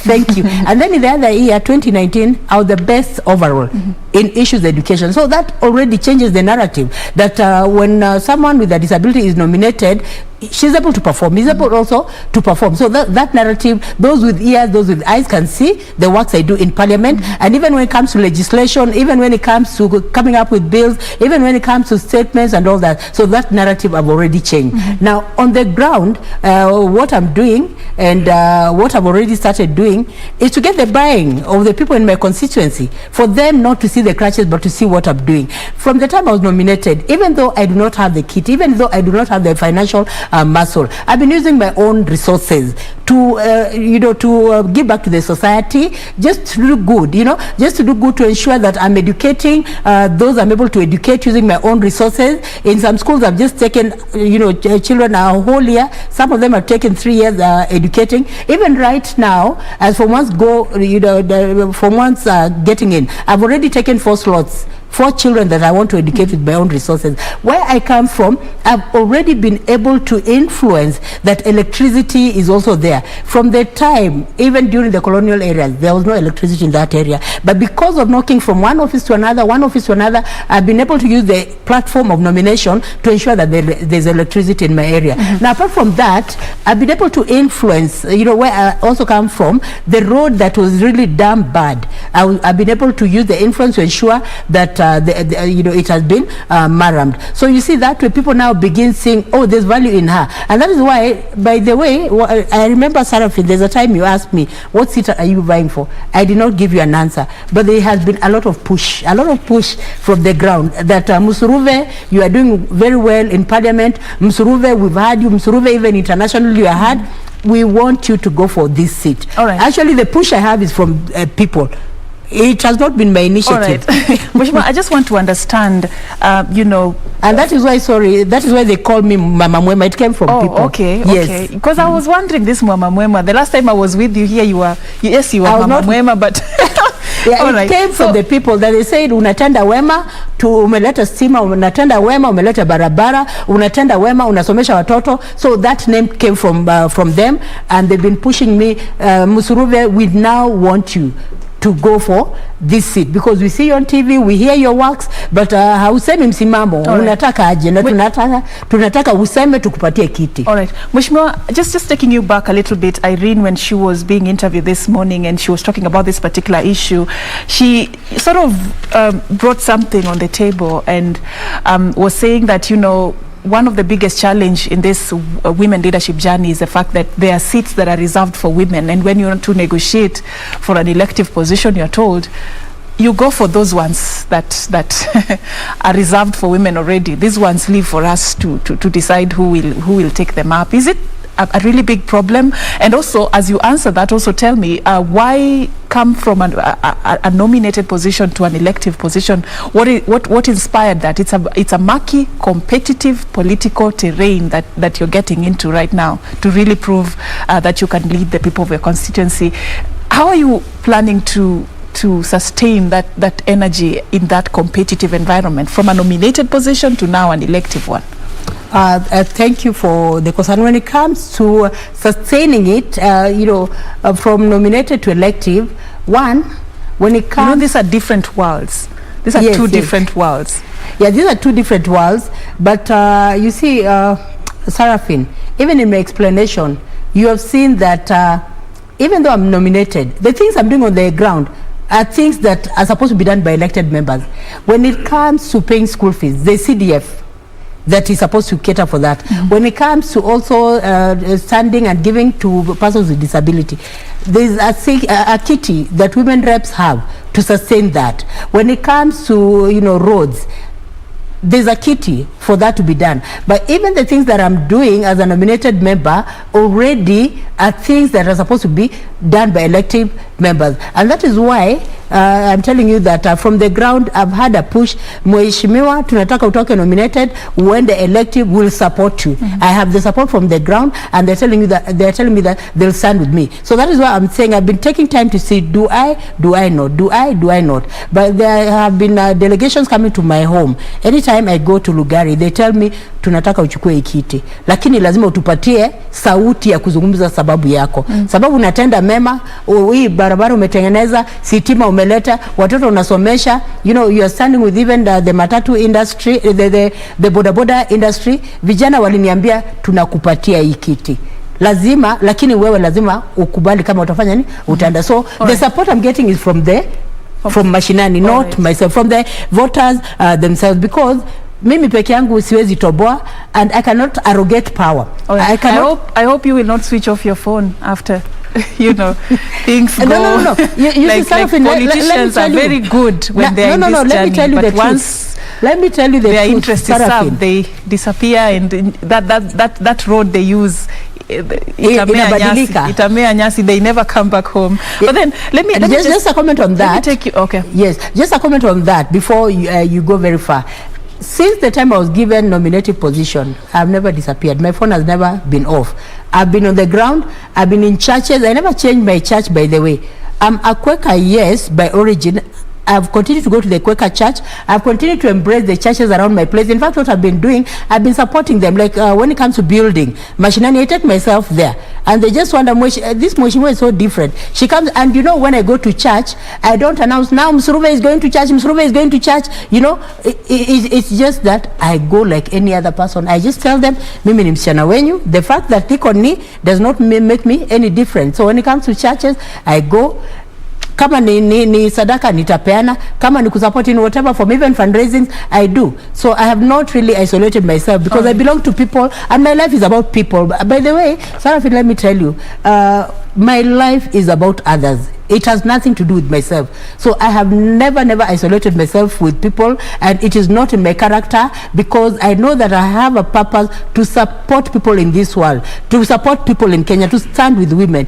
Get to know what problems they have. See how you can support. I have never, and my doors are always open. Even Mashinani, you'll find even border people coming to tell me, Mama Mwema, tumekuja kwako kusalimia. You know, they just come. You'll find also women, even women who have children with disabilities. They knock on my door to just tell me, Senator, tumekuja kusaidia. So what I'm saying ideally is that people have insisted I need to go for that seat so that I can stand with them. And I know the lacuna in the ground, on the ground. I know it. It is just on my fingertips. And my lifestyle has not changed. My hair has not changed. My hairstyle is still ile ilikuwa Mashinani. Na ndio hiyo hiyo. Allow me now to move this forward. And you know, just you've really taken us through your vision and your mission for people of Lugari constituency. And earlier, when I just asked you this question that you're responding to, you know, I talked of what one of the candidates brought on the table with regards to seats that are reserved for women and those that are left out for anybody to vie. And most of the time there's been a bias when negotiating for these seats, and women are told you have your own seats to you know, you can take up those ones and let these other ones for us to decide who is to take them up. Do you think women have really delivered on the seats that they were given, first of all, to sort of address this 2/3 gender rule problem, to justify why the society should believe more in women leadership? Do you think they have done the seats justice? Yes, women have delivered. And women have delivered. And when you're talking about women, I think it is also not in good taste to just talk about women generally. Just as much as we're saying that men are doing this, it's not possible, it's not fair to talk about men generally. Because when it comes to delivery, it has to do with individuals. You've been given this seat. What have you done as an individual, as an individual leader? So we cannot bracket all the leaders together. Just like the way you asked me about what have you done as a nominated senator. I cannot talk for all of them, but I can talk about myself and say, I'm nominated senator. I was given this seat by ODM, courtesy ODM, and my party leader, Baba Raila Amolo Odinga, believed in me. And so, as a result of that, I've been able to do this, that, and that. But generally, what I can say is that when it comes to elected to positions women have been given, they have actually delivered, because naturally, women have their heart for children. Women have their heart for family, for society, and all that. And when you're talking about even the 47 counties, we have people, families living there. Okay. And naturally, women, even women's money, Sarafin, I will tell you for free. And I know, I can see with the ring. The money you get goes back to your family. You know, for a woman, it is so clear where our money goes. You know, anytime you earn, you think of my children, nataka kumnunulia nguo, nataka kufanya hii, nilipe school fees. Fair enough. Money for women goes to women. Same to leaders also, women leaders. The money they get, it goes to children, families, people with disabilities, and the entire society. But individual leaders, not the whole umbrella. Okay, we are talking about individual leaders, but generally, ideally, that is how it is for women. They have a heart for families and society. Unfortunately, that's the much time we had, and we're just about to go back to, you know, the live coverage on the IEBC interviews. I just want to give you a chance for your word, your final word on this, and this will relate with what is going on the IEBC interviews. The issue of independence of this particular commission has come out very strongly in most of these interviews. The candidates were asked what their strategy would be to ensure that they support IEBC to maintain and sustain its independence. I want you to also add your thoughts in that particular subject, and this also relates with funding. When we leave IEBC vulnerable with no resources, with no enough money to run their affairs, we leave them vulnerable to being supported with people who may even at some moments want to take advantage of the commission to advance the agenda. How do we stop this from happening? How do we make sure that the narrative begins changing and IEBC can actually remain independent? Now, to make my humble thoughts, if we really want IEBC to be impartial, if we really want IEBC to be neutral, if we really want IEBC to actually do what it's supposed to do in a democratic manner, it needs to be given sufficient money to run its activities. Because if it is not given sufficient money, if it's not allocated enough money, and it is just left like that, it can easily be corrupted.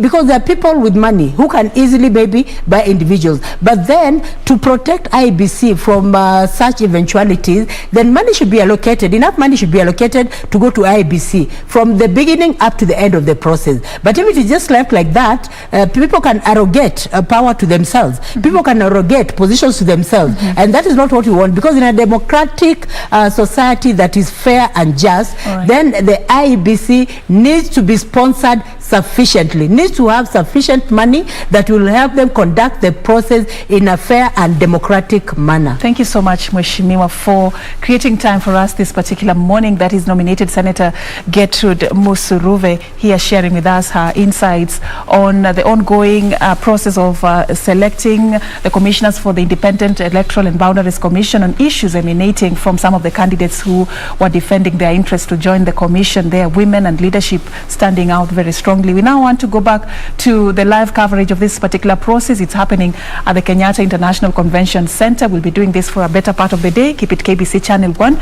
My name is Afin Achieng Oma. Thank you for watching. Our sign language interpreter has been Lucy Mwaura. Don't hesitate to ask them.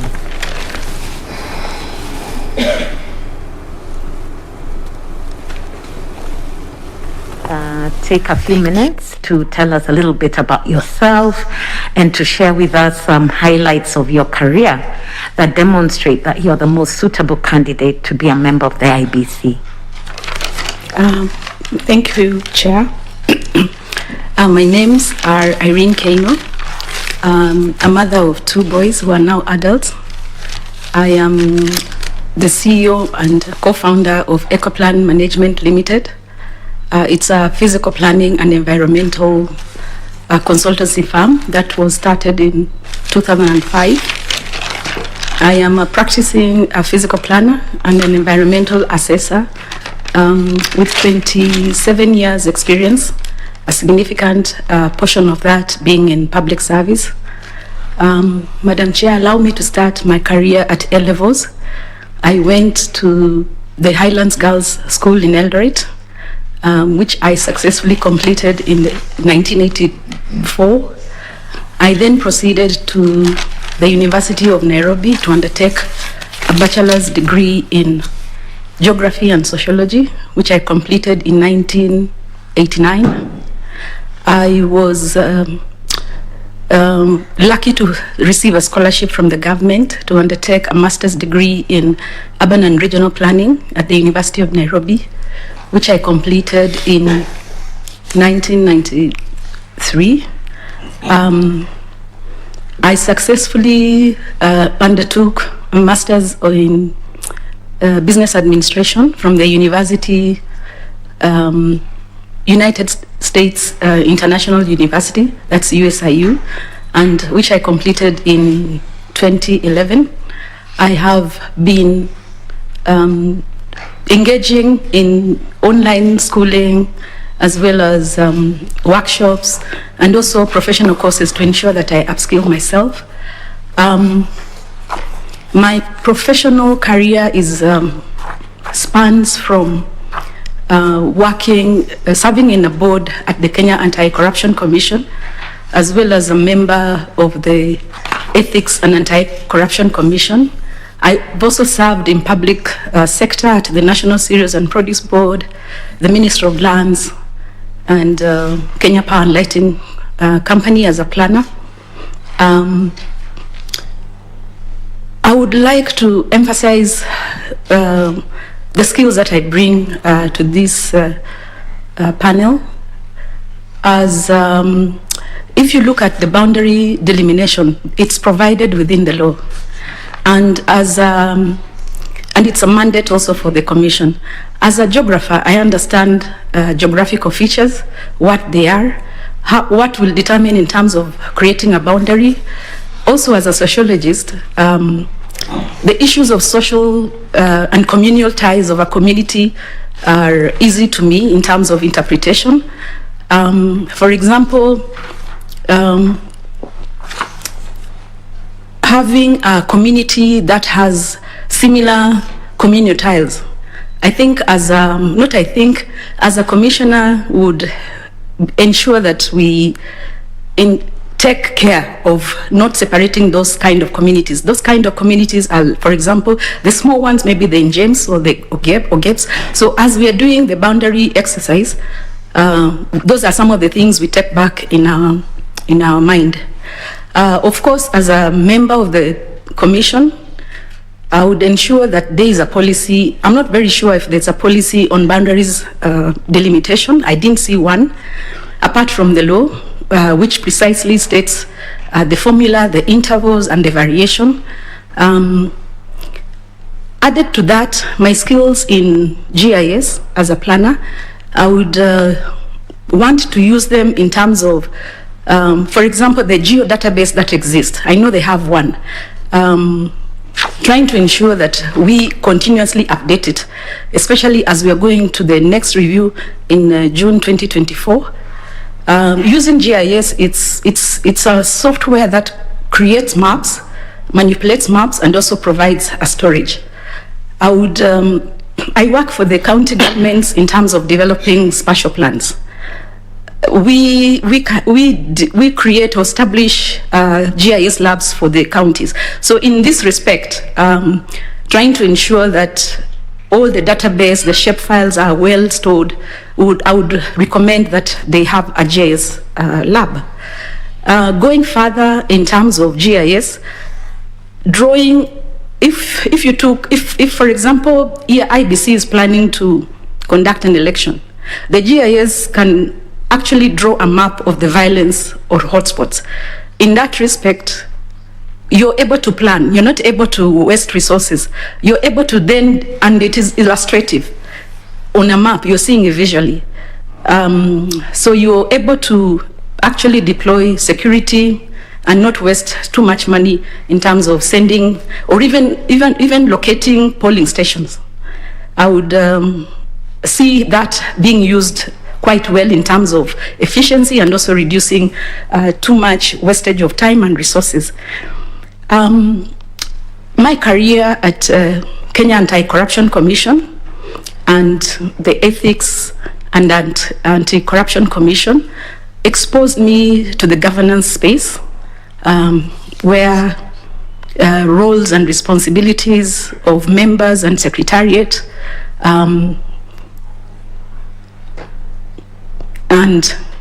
and the vetting, because I was also involved in the vetting, also instrumental in developing of the vetting tool that we are using today. The governance space exposed me in terms of the enactment of laws, of course engaging with stakeholders within the governance space. I would also say that partnering or collaborations with other agencies in terms of vetting, for example, the HELP, Commission of Education, the Commission of Education Authority, and ESC, the police, all those are agencies that we can actually establish a collaborative partnership to ensure that we streamline the vetting process.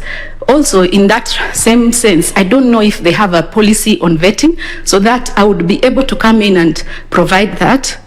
Another avenue in terms of the corporate space is to partner with ESCC on conducting a system audit. They actually give that service for free.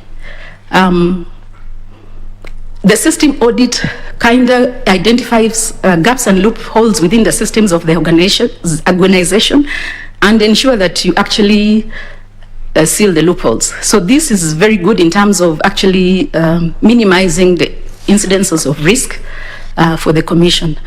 And as a planner and a sociologist, my work entails working within the built environment. And if you look at the aspect of public participation, and also if you derive it also from Article 10, the need to engage the people. So it comes easy to me in terms of conducting a stakeholder engagement plan, or even mapping of the stakeholders, the key stakeholders. Who are they? What is their role? Are they directly interested in the process of the commission? And ensuring that you engage with stakeholders builds confidence and trust. And to me, if you engage with the stakeholders, you're actually creating awareness, you're actually letting them know how the IEBC operates. Because sometimes when you don't talk, or when you do things behind the scene without being open in an open, transparent manner, people kind of feel that you're hiding something, and probably you're not really hiding anything. In that summary, Madam Chair, I would like to say that my skills, my experiences, my abilities confirm that I'll add value to this commission. And given a chance, my skills, my best strength would be in the delimitation exercise, the stakeholder engagement, and of course the vetting. Okay. Thank you, Madam Chair. Thank you so much, Irene. Are you a registered voter? Yes, I am. Okay. I voted in Kilimani Primary School, the Goreti North constituency. Oh, great. Thank you. I'll now request Mr. Morris Kimuli to ask you a few questions. Thank you very much, Chair. Irene. Yes. From your biodata and your CV, you indicated that you work with the ESCC. Yes, I did. And you say that you started the commission. What did you mean by that? When we were appointed, the Leadership and Integrity Act required that we transit the Kenya Anti-Corruption Commission to the new ESCC. Basically, we didn't have a secretariat in the actual sense. So we had to develop quickly a vetting tool, an interview tool, which we also interrogated to the first stakeholders, which was the AG's office and the LSK. The act was precise in the sense that if anybody was found not fit, we terminated. So after going all through that process, we managed to create directorates and a structure. But when you came into the commission, you found people working already. It was a transition. Yes, it was a transition. So there were people working. Yes. They were dealing with corruption. Yes. And therefore you found some level of structures existing. Yes. So it is not entirely correct to say that it is you who set it up. True? I think it's no and yes, because as I had said, we found a structure and we used the staff to actually develop the tool. You built on an existing substratum. Yes, we did. Now, as guided by the law. This is an independent commission. Do you know under what provisions of the Constitution ESCC was established?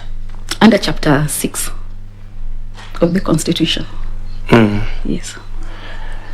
Now, and also, I think, and also the independent, in Chapter 6 it says they will be a body that will be established according to the laws that will handle anti-corruption, and of course should be also put in place as independent bodies in the Chapter 15 commissions.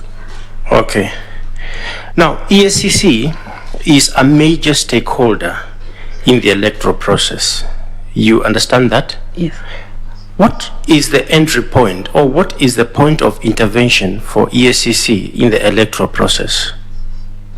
The mandate of IEBC is one of the main major mandate is to conduct and supervise elections and referenda. I'm asking up. Yes, go on. So I was getting it from the broader picture, and one of the mandates of IEBC also is to register candidates.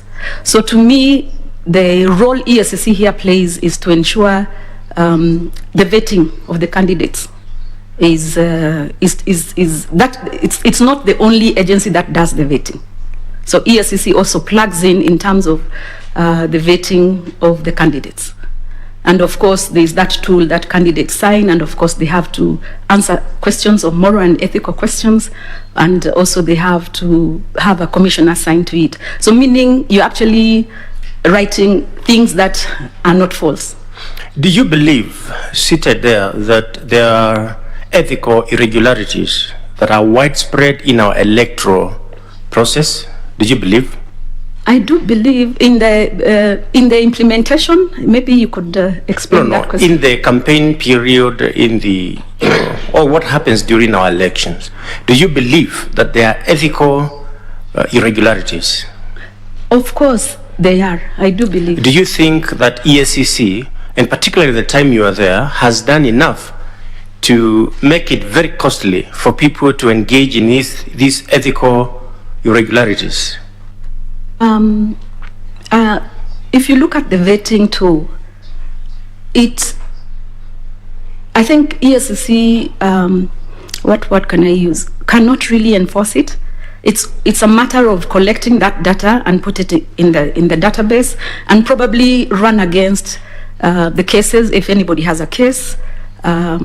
So in terms of enforcing that tool, it's a bit difficult for EACC. So are you saying that in electoral matters, in terms of dealing with ethical irregularities, EACC as a commission is a toothless bulldog? I wouldn't say that. I think if I came in, those are some of the collaborative partnerships we can have. Remember, I also said that we need also to have collaborations in the vetting of, because I don't think there's a policy in terms of the various agencies that are doing vetting. I have not even come to the Electoral Commission. I'm talking about the time you were a member of EACC, the Ethics and Anti-Corruption Commission. Yes. You were the vice chair. Yes. And at some point in time you acted as a chair. Yes. Now, did you originate any policy on these areas of collaboration to ensure that we do away with this vice that has been so prevalent and recurrent?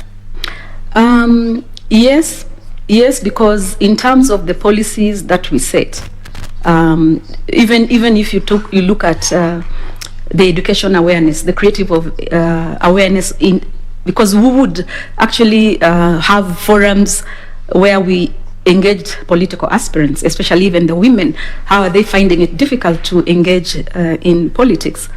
So to me, I go back in terms of EACC puts policies, tries to create awareness, and also the most, I think, the most. Just allow me, because I get that point. You say that it's very difficult for EACC to enforce. That's why I'm asking whether you did anything to make sure that EACC was not a toothless mongrel barking at a bulldog. No, I think I need to clarify this. It is only on the vetting tool. It's only on the vetting tool where the law was reformed to reduce some of those strengthening of that act. But in the event of carrying out the mandate of investigation, I mean, for corruption, I don't think it's a toothless bull.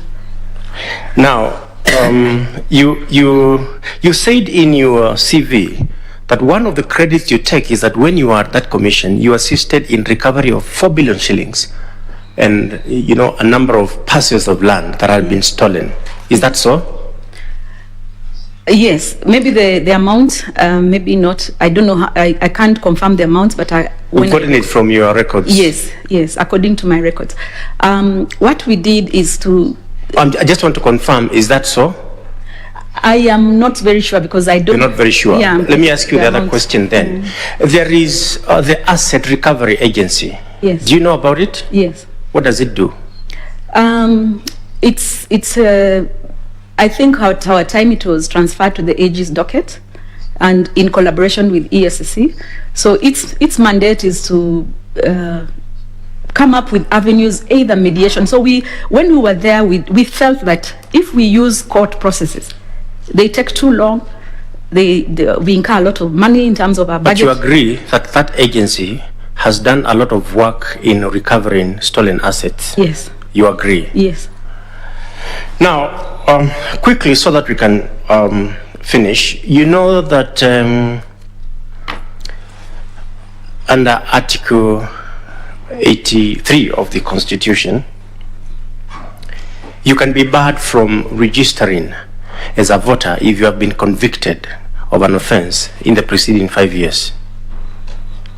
Do you know that? As a voter or as a... As a voter. I'm quoting the Constitution. Are you aware? Repeat the question. You can be barred from registering as a voter if you have been convicted of an electoral offense within the preceding 5 years. Are you aware? No, I was not aware of that. Well, that is the Constitution. Yeah. And effectively then, you cannot run because for you to run, you must be registered as a voter. Yes. Now, I just want to ask you, you are a member of the ESCC. How did you live?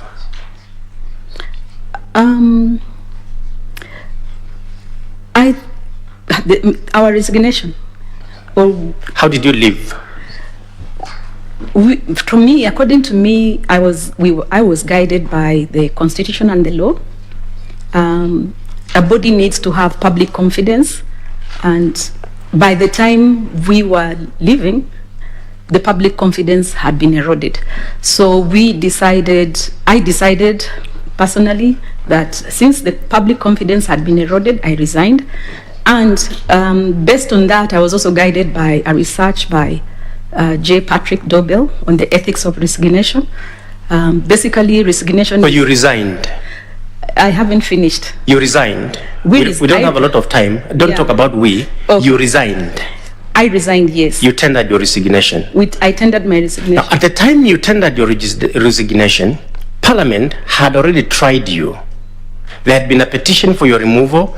Parliament had tried you. Parliament had recommended to the President for the appointment of a tribunal to remove you.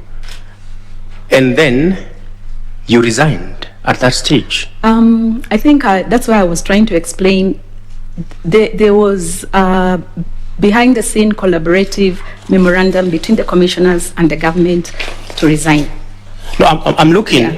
So I'm looking at a report of Parliament dated 22nd April 2015, and it says there are grounds for removal from office of the following members of the Commission: Mr. Mumo Matemu, Irene Cherop, that's you, and recommends to the President that His Excellency may appoint a tribunal under Article 251. So, resigned. That's a true set of facts. Yeah, leave alone what other agreements were done. Yeah, the Parliament found that there were ethical justifications for your removal, and you did not wait to meet the tribunal. Is that a correct statement? No, I don't think so. I don't think so. It's a correct statement. Was there a recommendation for your removal from Parliament? There was a petition in Parliament. Was there a recommendation for your removal from Parliament? I don't know how the law is. There was a petition that had gone to a tribunal. And to me, my understanding in terms of the law is the removal was not exercised. Article 251 was not exercised. Let us not go for the semantics, Madam. Did you appear before Parliament? We did appear before Parliament. Did Parliament make a determination on the questions raised before Parliament regarding your suitability to hold office as a commissioner? I can't, This is personal. You wouldn't say that you don't know this. No, I know that they made recommendations to His Excellency. For a tribunal to be appointed. Yes, yes. And it is at that stage that you then resigned. And it is at that stage that we had a collaborative. I'm talking about you. Yes. You tender your resignation Yes. after the recommendation went. Now, you having worked with EACC and now having the background that even when you are charged and you're convicted of an electoral offense, you can be barred from registering as a voter. Do you think somebody who has been removed from one commission for ethical considerations is suitable to join another commission? I think I'll take you. I'm asking at the level of, as somebody who has fought corruption. Yes. Do you think somebody who has been removed from one commission for ethical irregularities and ethical failures can join? It's just your opinion. It is not binding on us. I think my opinion is all avenues have to be exhausted, all appeals, and for all fairness. Yeah, for all fairness, because that's okay. Did you challenge the decision by Parliament to find you ethically unsuitable? No. Okay, the last question is this. You filled your application, and paragraph 21 of the application form required you to indicate whether you have been dismissed or otherwise removed from any employment or any board, trusteeship, or any other engagement, and you are to say yes or no and provide details. You said no. You didn't think that a recommendation by Parliament for your removal is constructive dismissal from office? You didn't think it was? I sought guidance from the legal minds, and to them they advised that unless a removal had been done until the conclusion, then it does not tie into the removal. You are a lawyer, so you need to help. That's all right. Let me tell you, I'll not even revert to the law. Let me tell you what we do in my village. If you want to eat a chicken and it is sick and it is kicking, it's about to die, we say, chinja kabla ijakufa. So that you cut the throat and you eat. And then you go to sleep saying, I'm not like those ones who ate a dead one. I didn't eat a dead one, but I was just about to die. So sometimes as lawyers, we tell people, just resign before they sack you. So that at the practical level, you can say, I wasn't removed. Thank you very much, and all the best. Thank you very much, Madam Chair. Thank you, Mr. Kimuli. I'll request Dr. F.S. Abdallah to ask you a few questions. Thank you, Madam Chair. Madam Irene Cherop, I would like to have a little conversation, right? So, Yes. From your CV, it's quite impressive. You're an MBA in strategic management, of course, mediation, arbitrator, analytic problem-solving skills, a skilled operation manager, and so on. And of course, in the selecting panel of NCA. Madam, you pride yourself for establishing the EAC, which of course we heard it, and you worked as the acting chairman stroke vice chair person, I don't know whether it is for the whole term, during which the settlement of over 1,000 corruption cases was done and Kenya 4 billion was recovered. Please confirm to this panel if you are acting chairperson, vice chairperson for how long? Thank you, Dr. Abdallah. I was acting for 1 year before the chairman joined us after 1 year, and then for the remainder of the term, I was the vice chairperson. Okay, it will be nice in future that you specify this, because in your CV you said acted chairman, and your period is 2012, 2015. It can easily be interpreted as you acted as a chair for 4 years. Okay, no. All right?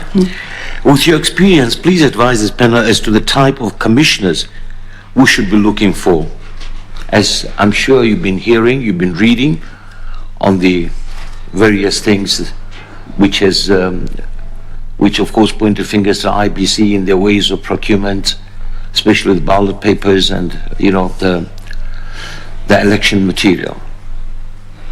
I'm not sure I'm getting your answer. Is it, Right. is it the character of the commissioners?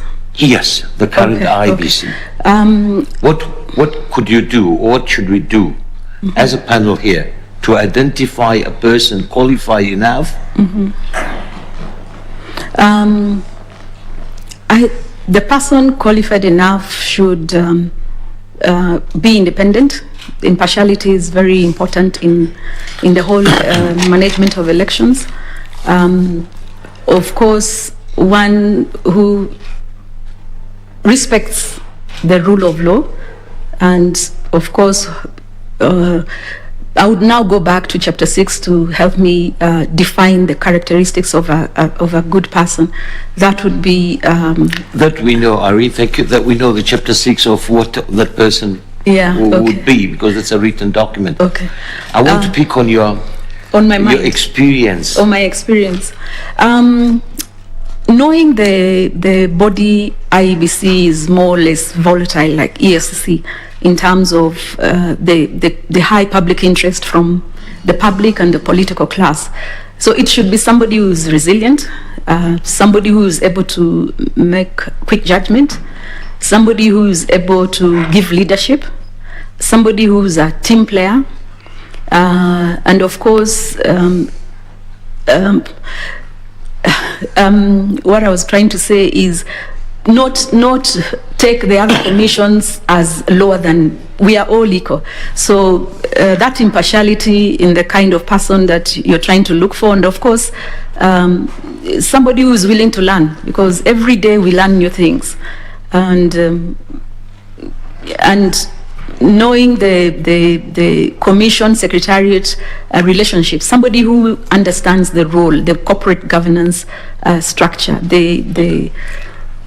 what determines the smooth running of those two separate entities. So Irene, do you feel, or are you confident you have those qualities, especially the team player? Because at the moment you hear the secretariat and IBC, those issues in the paper, I'm sure you know about it. Yes. Do you have that quality and leadership quality as a team player to I think for the job? Thank you, Dr. Abdallah. I'm privileged to having worked in ESC in terms of the exposure between the two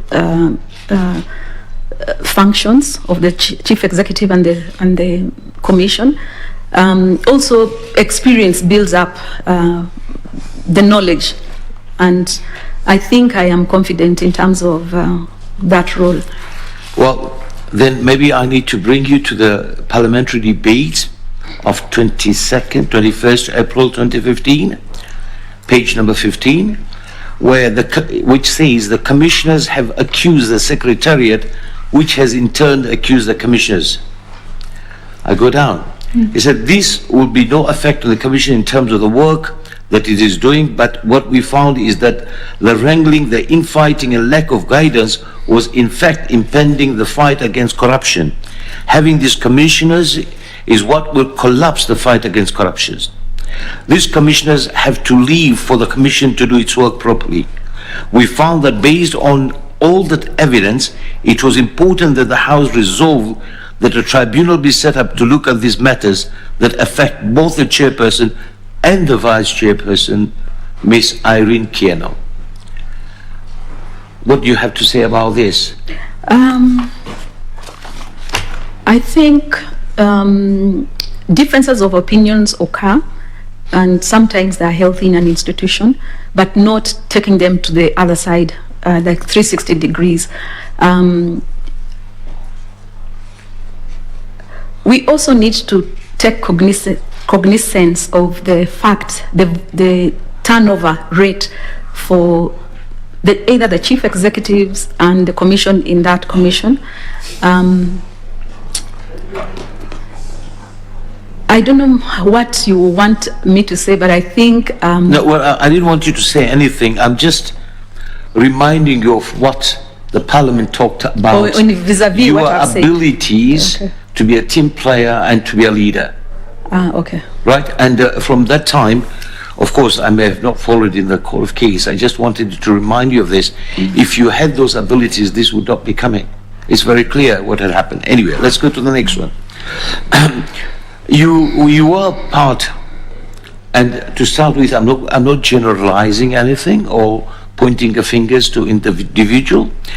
I had asked you what type of a commissioner you think this panel should be looking for. Of course, everybody has got, one says you need a religious leader, one says you need to be a lawyer and all that, and I don't think that this can only be a $6 billion man, those series. However, you are part of the team which selected the commissioners in 2011. Of course, whilst I'm not directing any personal blame to you, at that time, the way we're doing it now, we thought we found some qualities in all these people. But the same team, you were part in selecting that IBC team which was there, and then it was scandalized on the chicken scandal and the ballot papers and all that.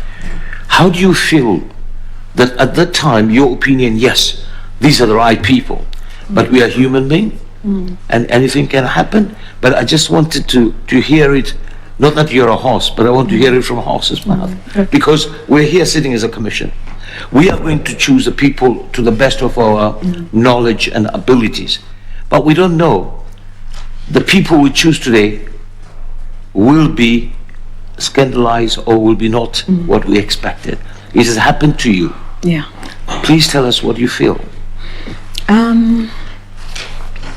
I think when I look at our selection panel to what this selection panel is doing, there are a number of things that would have probably brought in.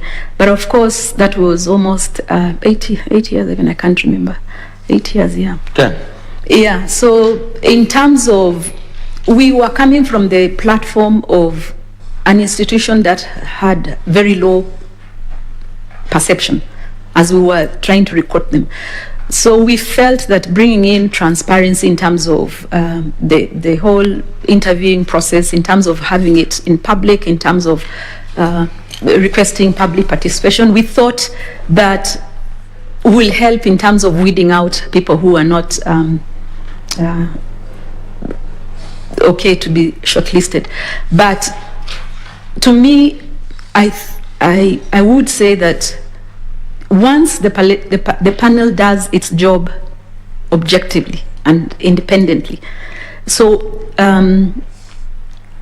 what then happens at the commission is not that it's not tied to you, it's tied to you in a way. But what I'm trying to say is the people coming into the commission need to also follow some, like for example, the code of conduct, abide by it. So both of us might feel bad because if the team goes in and does something, you will feel bad. But that is life, and you take it positively. At least you did your part in terms of selecting a team that was competent. Thank you, Irene. I hear that. My last one. In your career profile, you stated you offered services to IFC and the World Bank Group for Waste to Energy W+E project through Kengen for Nairobi County. Please enlighten us, or educate us, where is this project situated? And what does it do? I'm seeing a lot of heaps of garbage lying around. They're not converting it. I just happened to meet General Badi. Maybe he would like to know where this project is. We are, thank you, Dr. Abdallah. We are at the initial stage of carrying out an environmental social due diligence on 6 sites in Nairobi. Nairobi County didn't have the capacity to take on the loan, so they transferred it to Kengen in that respect. So we competitively tendered and won as my farm, and that is what we are doing. So the final site that they choose is the one that IFC will fund. So you're saying for 6 years you've been doing this? No. This is very current. This is very current. Thank you very much, and all the best, Irene. Okay, thank you. Thank you, Chair. Thank you, Dr. Abdallah. I'll now request Mr. Gideon Solonka to ask a few questions. Thank you, Madam Chair. Yes, Madam Keno, in 2017 election, IEBC made some steps towards facilitating Kenyans to vote, Kenyans in the diaspora to vote. Kindly name 4 countries where Kenyans voted, in the diaspora voted. The East African community, that is Kenya, Uganda, Tanzania. Yeah. Around the, I don't know the 4th one. So you. Yeah, I know it was the East African country. They were trying it out to see the logistics, the preparations, and all that. Okay. So outside East Africa, can't remember. I can't remember. Okay. Now you've just been appointed as a commissioner of IEBC, and Kenyans in the diaspora have invited you to give them a talk on their rights to vote. Kindly address them and tell them these rights, their rights to vote.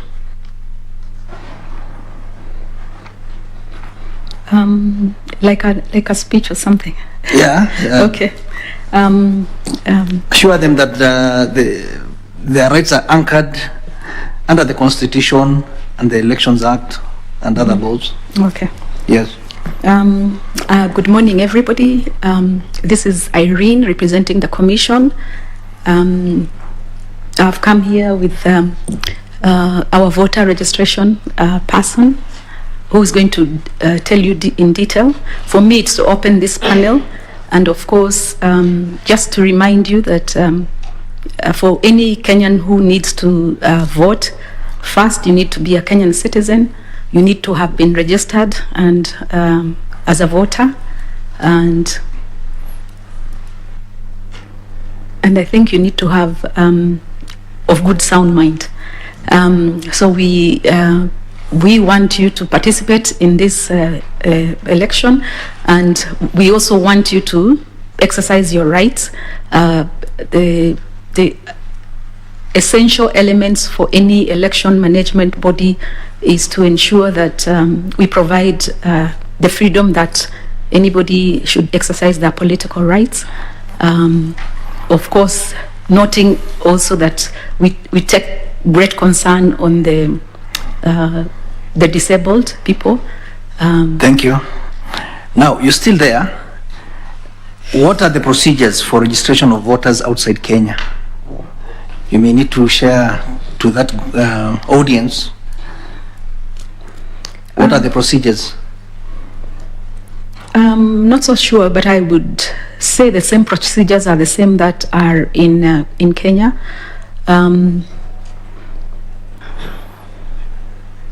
The voter registration officer has to be there to verify that you have an ID in terms of you're also a Kenyan citizen, and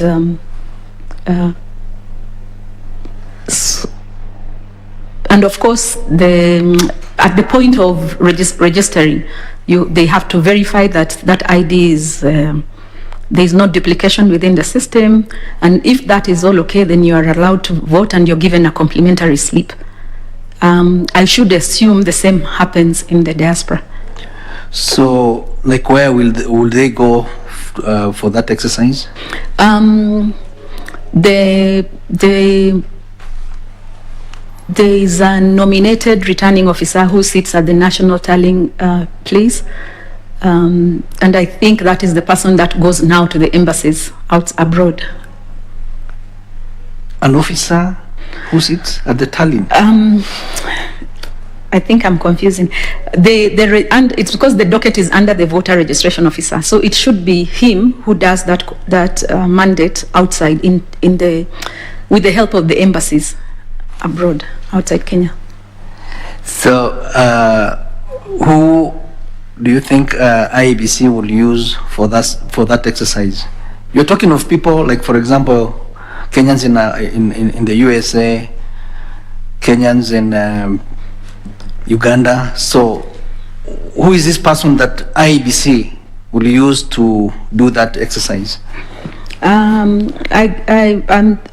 I think, if I recollect, it's the IBC appoints the secretary in each of those missions, of course trained, and that is the person also who has the mandate to register the voters.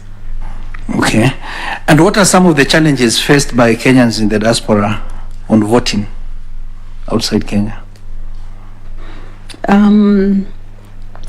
I would think probably, I'm not so very sure if IEBC, in terms of communicate the right information in terms of reaching out to them and also sensitizing them.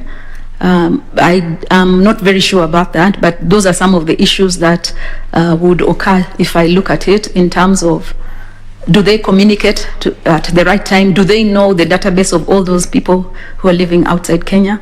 And that now brings in the aspect of, do they have a full database of everybody registered outside Kenya? Okay, thank you. And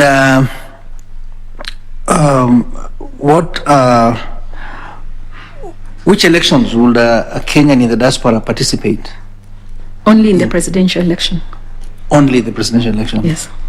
There's no other election? The vote is to the president. No other election? No. Can they participate in a referendum? The referendum, of course, will go, so the vote to the president. It has to be the vote to the president, a referendum? It also depends what is the referendum about. Is it about the term of the president? Is it about... So supposing it is not on any issue to do with the presidential term? I wouldn't know. You wouldn't know? Yeah. Okay.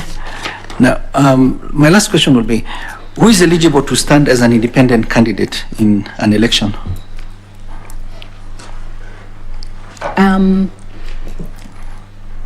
Somebody who meets the education requirements and meets also the Chapter 6 moral and ethical issues. Somebody who's registered as a voter, and of course somebody who's represented as nominated by, no, not as an independent, not nominated by any party, and of course if it is an MP, has to have 1,000 votes, registered voters in his support. If it is a Senate, it's 2,000, and if it's an MCA, it's 500 votes. So supposing somebody is a registered member of a political party and resigns from that party, how long will he stand as an independent candidate? I'm not aware of that. You're not aware? Thank you. Thank you. And I wish you all the best. Asante. Thank you, Mr. Solomka. I'll now request Madam Elizabeth Mayo to ask her questions. Okay, thank you, Chair. Thank you, Irene. Irene, I want to refer to the parliamentary debates dated 22nd April 2015, page 17. You don't have the document, page 17, paragraph 3. The main issue raised is, I want to read verbatim, the biggest problem ruining this country is corruption. Even the insecurity that we have root in corruption.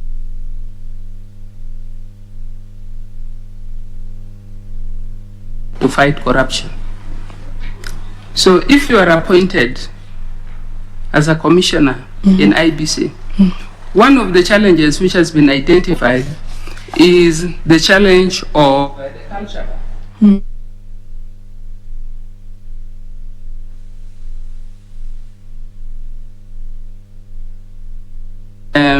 You've worked with EACC, you know how corruption works in this country.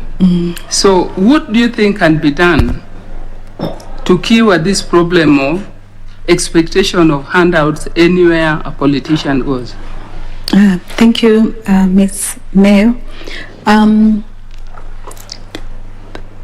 As a member, the first thing I think is to build up educational materials to sensitize, of course, the public, that even if you take the handouts, the influence of you getting in a leader who is not competent is very high. So that sensitization should go out in terms of also to everybody in the community. Then on the side of the political aspirants, of course, there's a code of conduct that they have to subscribe to, and then right now the chairman has said they're going to use the Campaign Finance Act in terms of ensuring the spend limit and also just the public disclosure of their expenditure of political parties as well as the candidates. As a commissioner, I would recommend to have monitoring committees that can monitor what the political aspirants are doing, and who is found should face some should face some action so that it doesn't influence the others. But the most important thing is sensitization of the public and also building stakeholder engagement, because the commission won't be everywhere, because if you bring in now the church, the faith-based, you bring in the media to monitor, to do media monitoring of those campaign activities, I'm sure this will be reduced. Okay, thank you. My next question is on transmission of results during election. So during the transmission of the results, where there are heightened tensions, people are always tense. Mm-hmm. If you are commissioner at the IBC and you note that several media houses are actually transmitting wrong results, inaccurate results, which are actually is being shared with the electorate and it's causing chaos, what will you do? Mm-hmm. What steps will you take to address the situation? And the results the transmitting of the results information is emanating from IBC or from the media? It is the media actually. Of course, the media is getting from IBC because the media is not doing the counting. So the wrong results are everywhere in the social media. So what will you do? I think quickly the commission should swing in action and just call for a meeting to review the activities of the whole transmission, especially the voting and election ends and starts at the polling station. So for the results, now it's at the tallying station. So to me, it's you call for a meeting and then try to quickly address the areas where the wrong results are coming in. If it is at the constituency tallying office, if it is at the county tallying office, is it at? So you need to actually map up where it's coming from for you to start to see how to address it. And then, of course, you need to effectively communicate. Of course, the buck stops with the commission. You cannot go and say it's the secretariat. No, you need that public face. So to me, we would handle it in, first of all, identifying where the pockets of irregularities are and quickly see how to address and try to see that it doesn't spoil the whole election process, because that tension, the high perception can actually lead into violence, can lead into so many other things. The springboard is quite large. So in your view as a commissioner, what do you think can be the cause of this irregularity? Through my reading, I realized that polling stations, the total number of polling stations are 40,800, ambapo shughuli ya kuwasaili wale ambao wanawania zile nafasi za makamishna wa tume ya IEBC inaendelea pale, na bila shaka anayejitokeza mbele ya tume hiyo ni Irene Cherop ambaye tu anajibu maswali kutoka kwa wale makamishna.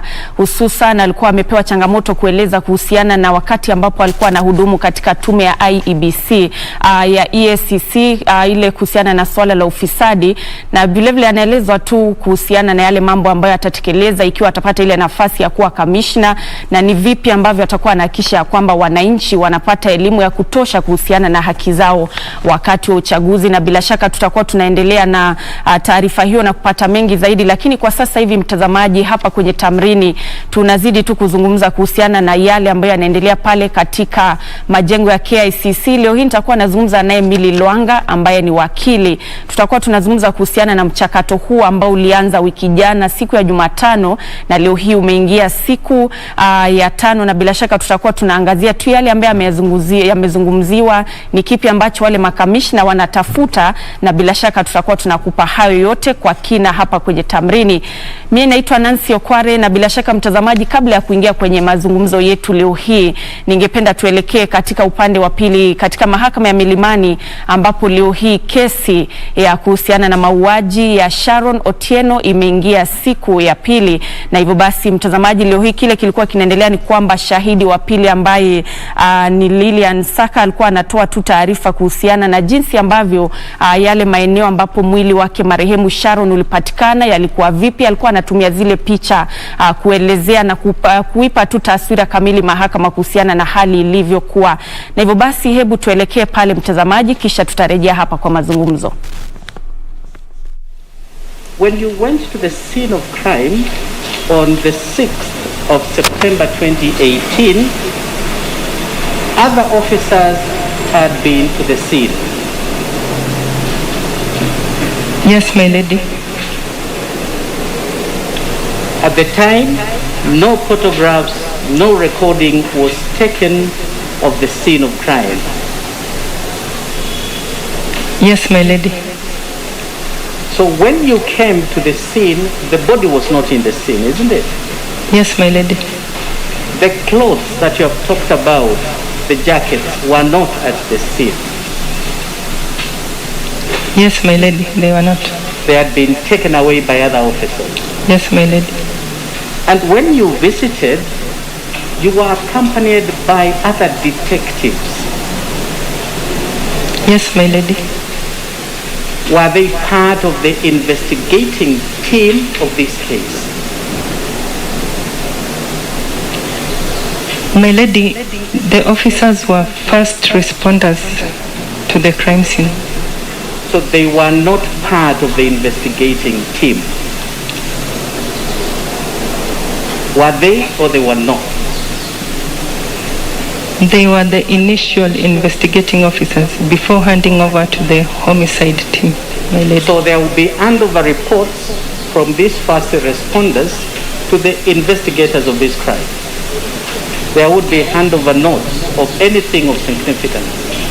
My lady, I wouldn't know. That would be answered by the investigating officer, my lady. Very well. I'm interested in two things in your photographs. Photograph number 17, you said it was a shoe impression, correct? Yes, my lady. Now, this shoe impression you are dealing with on the 6th of September. Is it a shoe impression left by the police officers or left by the perpetrators of the crime, or you do not know? I wouldn't know, my lady. You wouldn't know.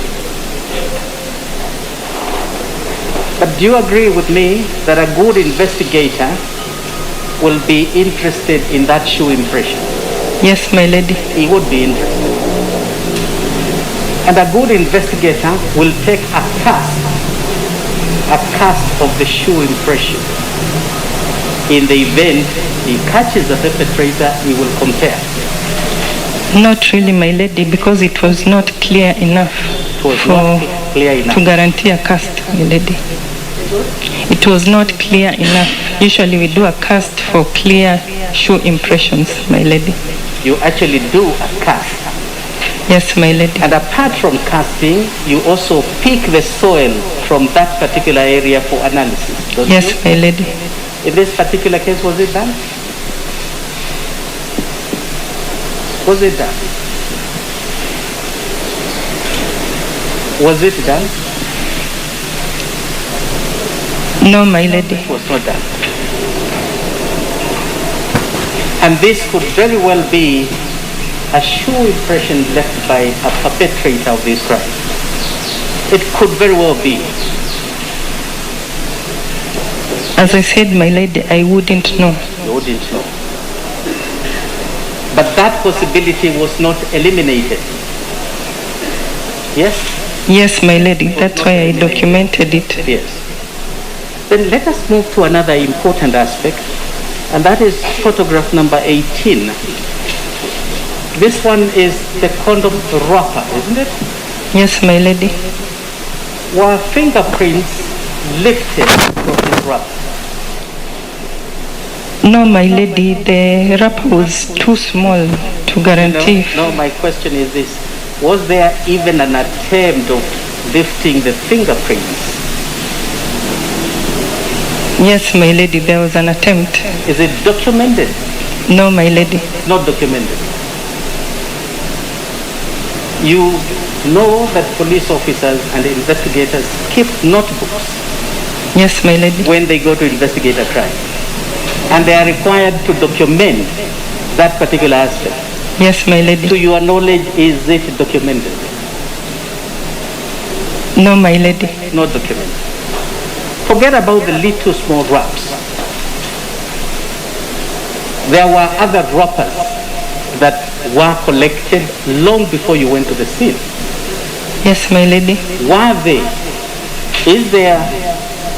Was fingerprints lifted from those ones? No, my lady. It was not lifted.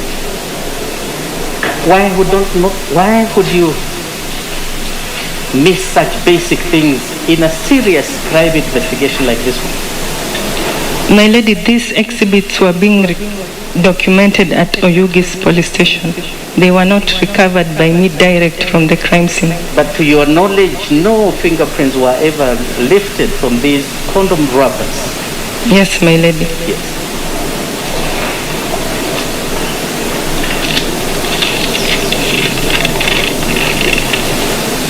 Let me now go to something to do with Grack Hotel, where you found CCTV cameras. In total, how many CCTV cameras?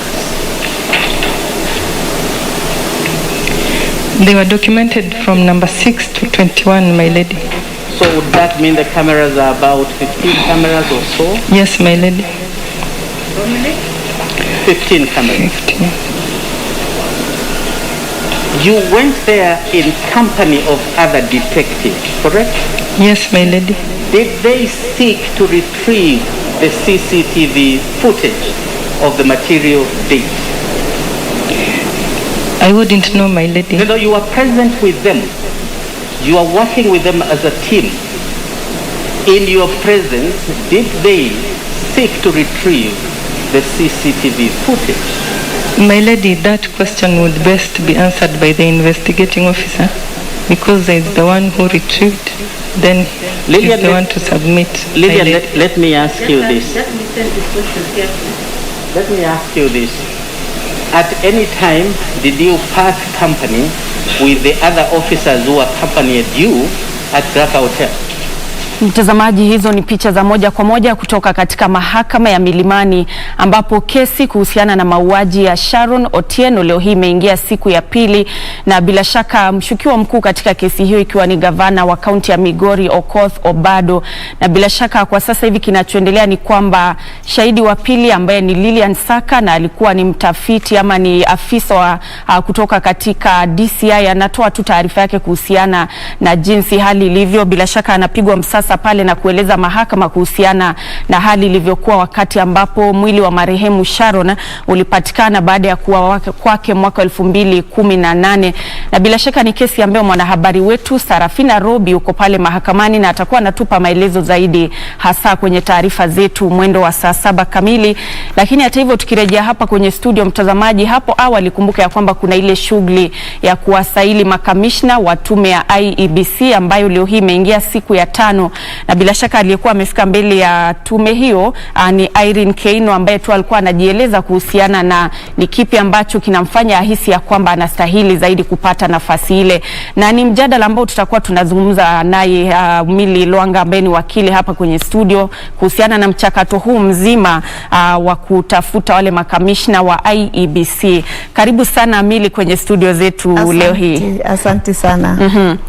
Pengine tunapoanza tu kuzungumza kuhusiana na huu mchakato wa kutafuta makamishna wa IEBC, wengi watajiuliza kuna wale wapi ambao wanatafutwa ambao ni 4 na kuna wale ambao wamesalia pale. Pengine kuna wale ambao walikuwa wanatarajia kwamba tume nzima ya kwamba ingevunjwa. Je, kauli yako ni ipi kuhusiana na hili swala la kuchukua wale makamishna wa kitambo na kuwachanganya na wale wapya? Nafikiri shida ambayo tutakuwa nayo kama Wakenya inaanzia hapo. Kwa sababu ukikumbuka 2017 wakati koti ya Supreme Court iliamua kwamba uchaguzi ya presidential lazima watarudia, walisema kwamba kulikuwa na systemic issues ama problems pale katika pale IEBC. Wakasema zile shida ambaye zinapatikana pale IEBC ambaye ilifanya wakasema kwamba hiyo uchaguzi itupiliwe mbali alafu warudie tena, ilikuwa kwa sababu ya zile changamoto ambaye zilipatikana katika zile processes na wale watu ambaye pia walikuwa pale. Hiyo koti kuu ikasema kwamba kuna watu wanapaswa wachunguzwe na DPP, ndio DPP waweze kupata ukweli ya kujua ni nani aswa walihusishwa katika hizo ukora ambayo iliendelea pale katika hiyo tume. Sasa hiyo tume mpaka leo tunajua kwamba bado ni wale ambaye walikuwa pale wakati wa 2017 ndio acting executive officer, chief executive officer alikuwa pale ndani.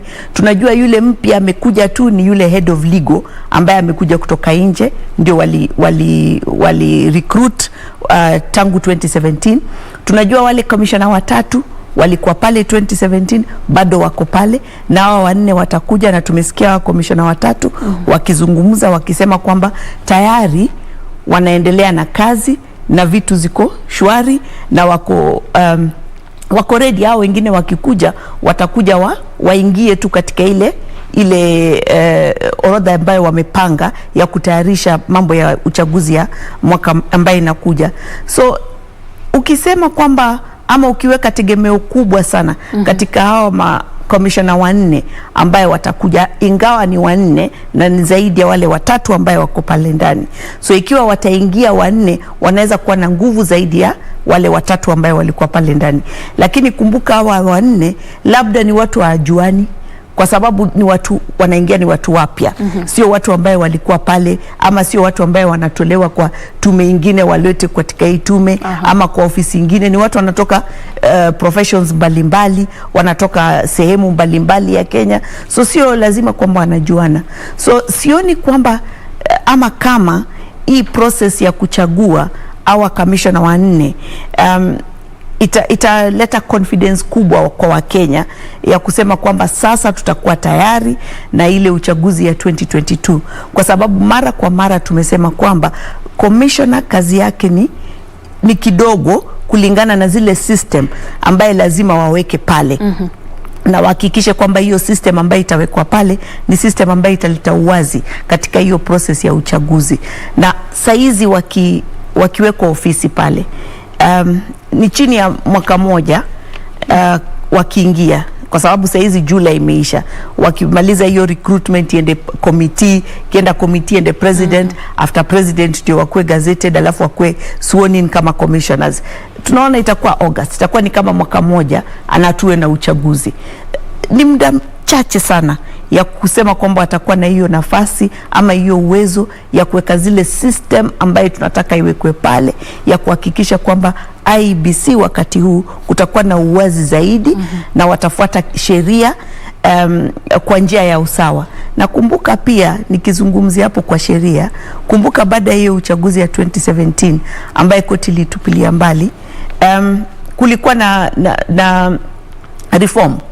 Wakageuza zile ma-election law na kadhalika kuhakikisha kwamba wataweza kujaribu kurekebisha vitu, ndio labda koti iseme kwamba hiyo uchaguzi ya pili iko sawa. Na hizo marekebisho watu walipeleka swali kotini, na koti tayari imesema kwamba kuna marekebisho zingine ni unconstitutional ama ni kinyume ya sheria, so zinapaswa kutolewa. So wakati hii ambayo tunazungumza, kuna vipenge ya hiyo Election Act ambaye hakuna uhakika ambaye ni gani itatumika 2022. So kuna shida mingi other than hao commissioner peke yao, na hao commissioner wakikuja ndio labda hiyo wanasema kwa kizungu a breath of fresh air, ambaye watakuja labda wakikuja wale wanne wataleta hiyo ujuzi ama hiyo fresh breath of air ambaye labda itamusha hiyo tume. Lakini ile kazi ambayo iko mbele pale ni kazi kubwa zaidi, hasa ya kuhakikisha kwamba unarejesha ile imani ya Wakenya katika tume yenyewe.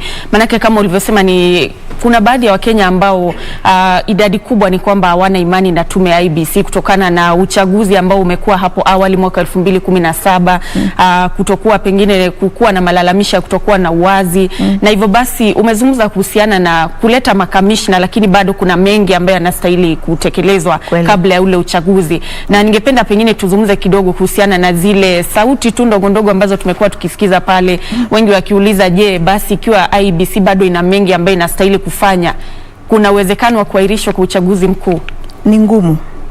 Ni ngumu kwa sababu kulingana na katiba lazima kuwe na uchaguzi second Tuesday mwezi wa 8 baada ya miaka 5. So kugeuza hiyo ni zile sections za katiba ambayo ukigeuza lazima kuwe na referendum, kwa sababu ukigeuza hiyo uta expand ile term ya office, utaongeza president wakati ambaye anakaa pale kwa hiyo ofisi kama president, na kuongeza wakati lazima wa Kenya waende referendum na waamue. Na saizi hatuwezi tukaenda referendum. Hiyo tume yenyewe tena wamesema hawana uhakika kwamba wanaweza wakatupeleka kwa referendum wakati huu kabla tuende kwa uchaguzi kubwa. So ni ngumu kuona ni njia gani, kwa sababu kuna njia labda wakisema kuna state of emergency, na hiyo extension kulingana na katiba ni miezi 6 peke yake, na hiyo miezi 6 wanaweza wakaongeza tena ikuwe miezi 6 ingine.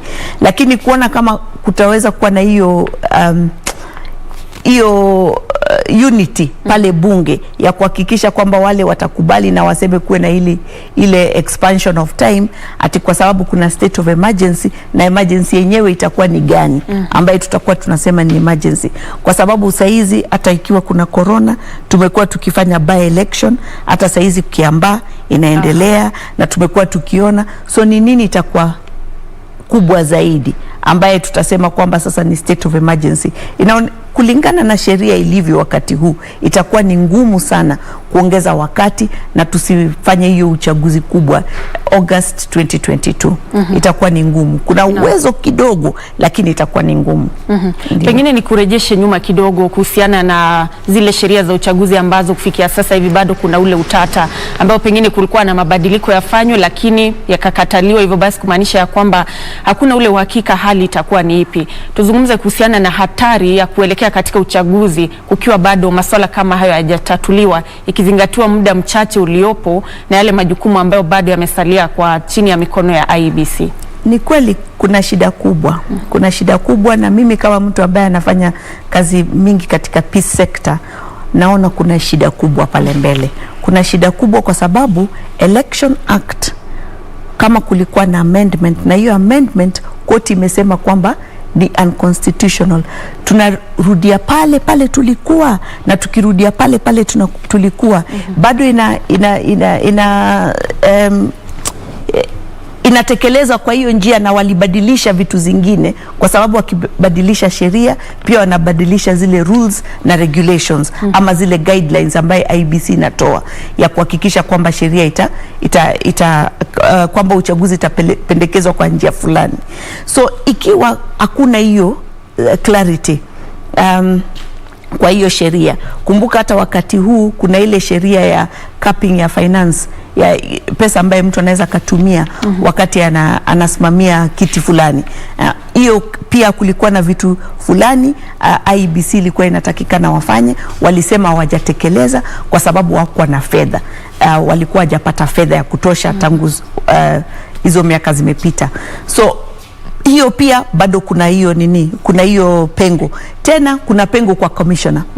Na umeona tayari watu wakizungumza katika social media saizi, wakiangalia zile interviews zimekuwa zikienda, sio a lot of confidence Wakenya wako nayo katika ile process. Kuna wale ambaye watasema, na kuna wale tumeona wanajaribu na wamezungumza vizuri, lakini pia tunaona kuna wale wana swali mingi, kwa sababu wakiangalia ile process vile inaendelea, ilianza na shida yule interviewee wa kwanza, kulingana na ile situation ya kupatikana kwamba makaratasi zake zilikuwa ni sio sawa. Watu wakaanza na swali hapo, kasema na mli shortlist kwa njia gani kama mlikuwa mjapata hii confirmation ama nini, na yeye alikuwa number 1.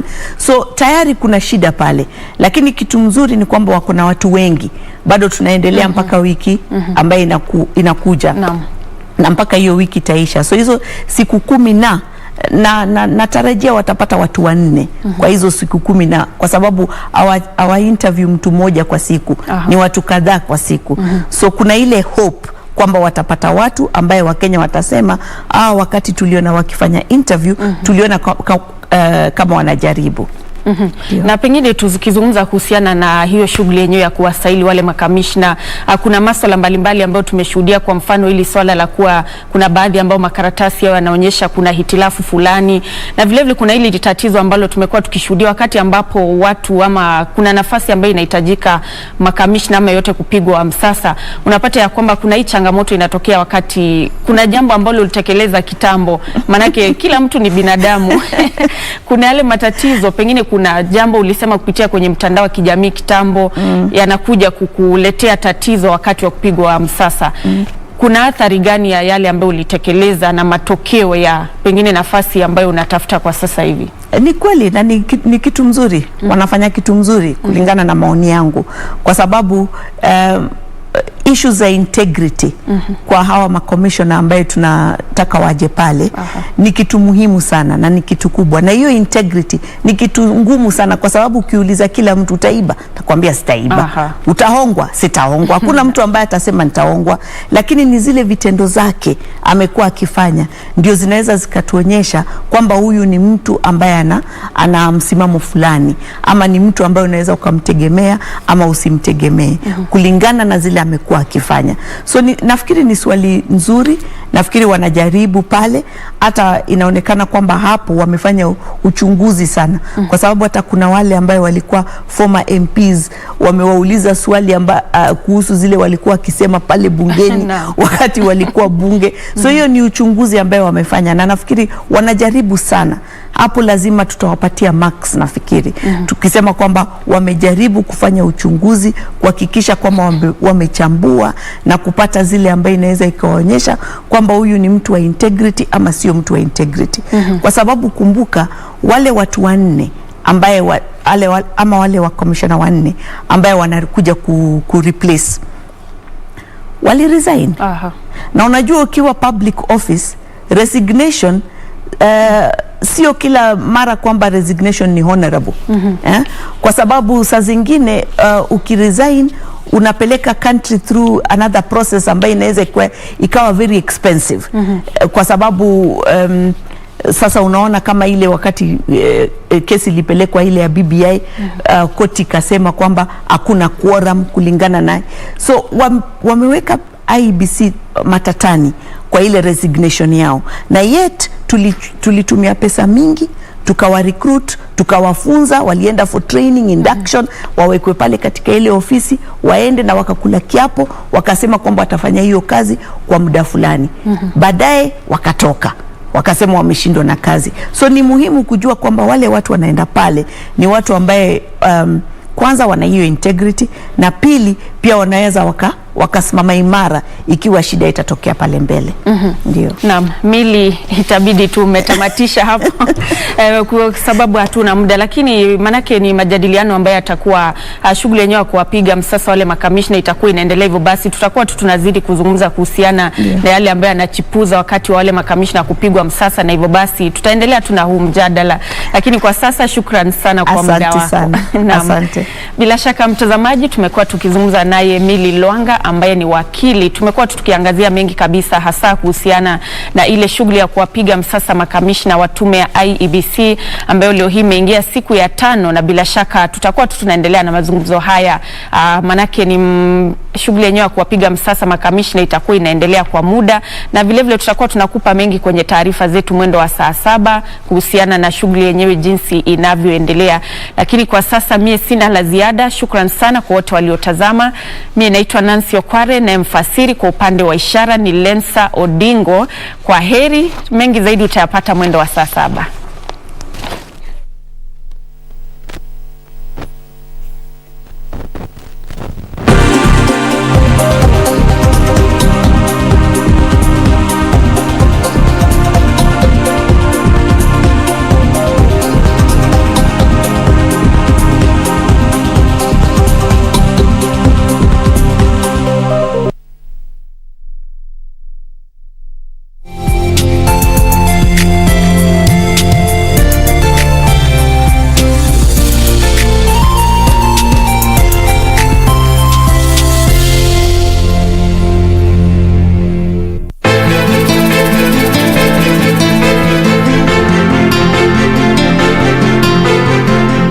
Nateseka lakini hakuna wa kunielewa. Na hakika lao ni baba Kibadi. Hebu nyamaza wewe. Hivi unamaanisha kwamba dadangu alikuwa kiruka njia? Sikushindi wewe. Kwani mwili wako mtanuzwa na mbolea? Don't talk to me about respect.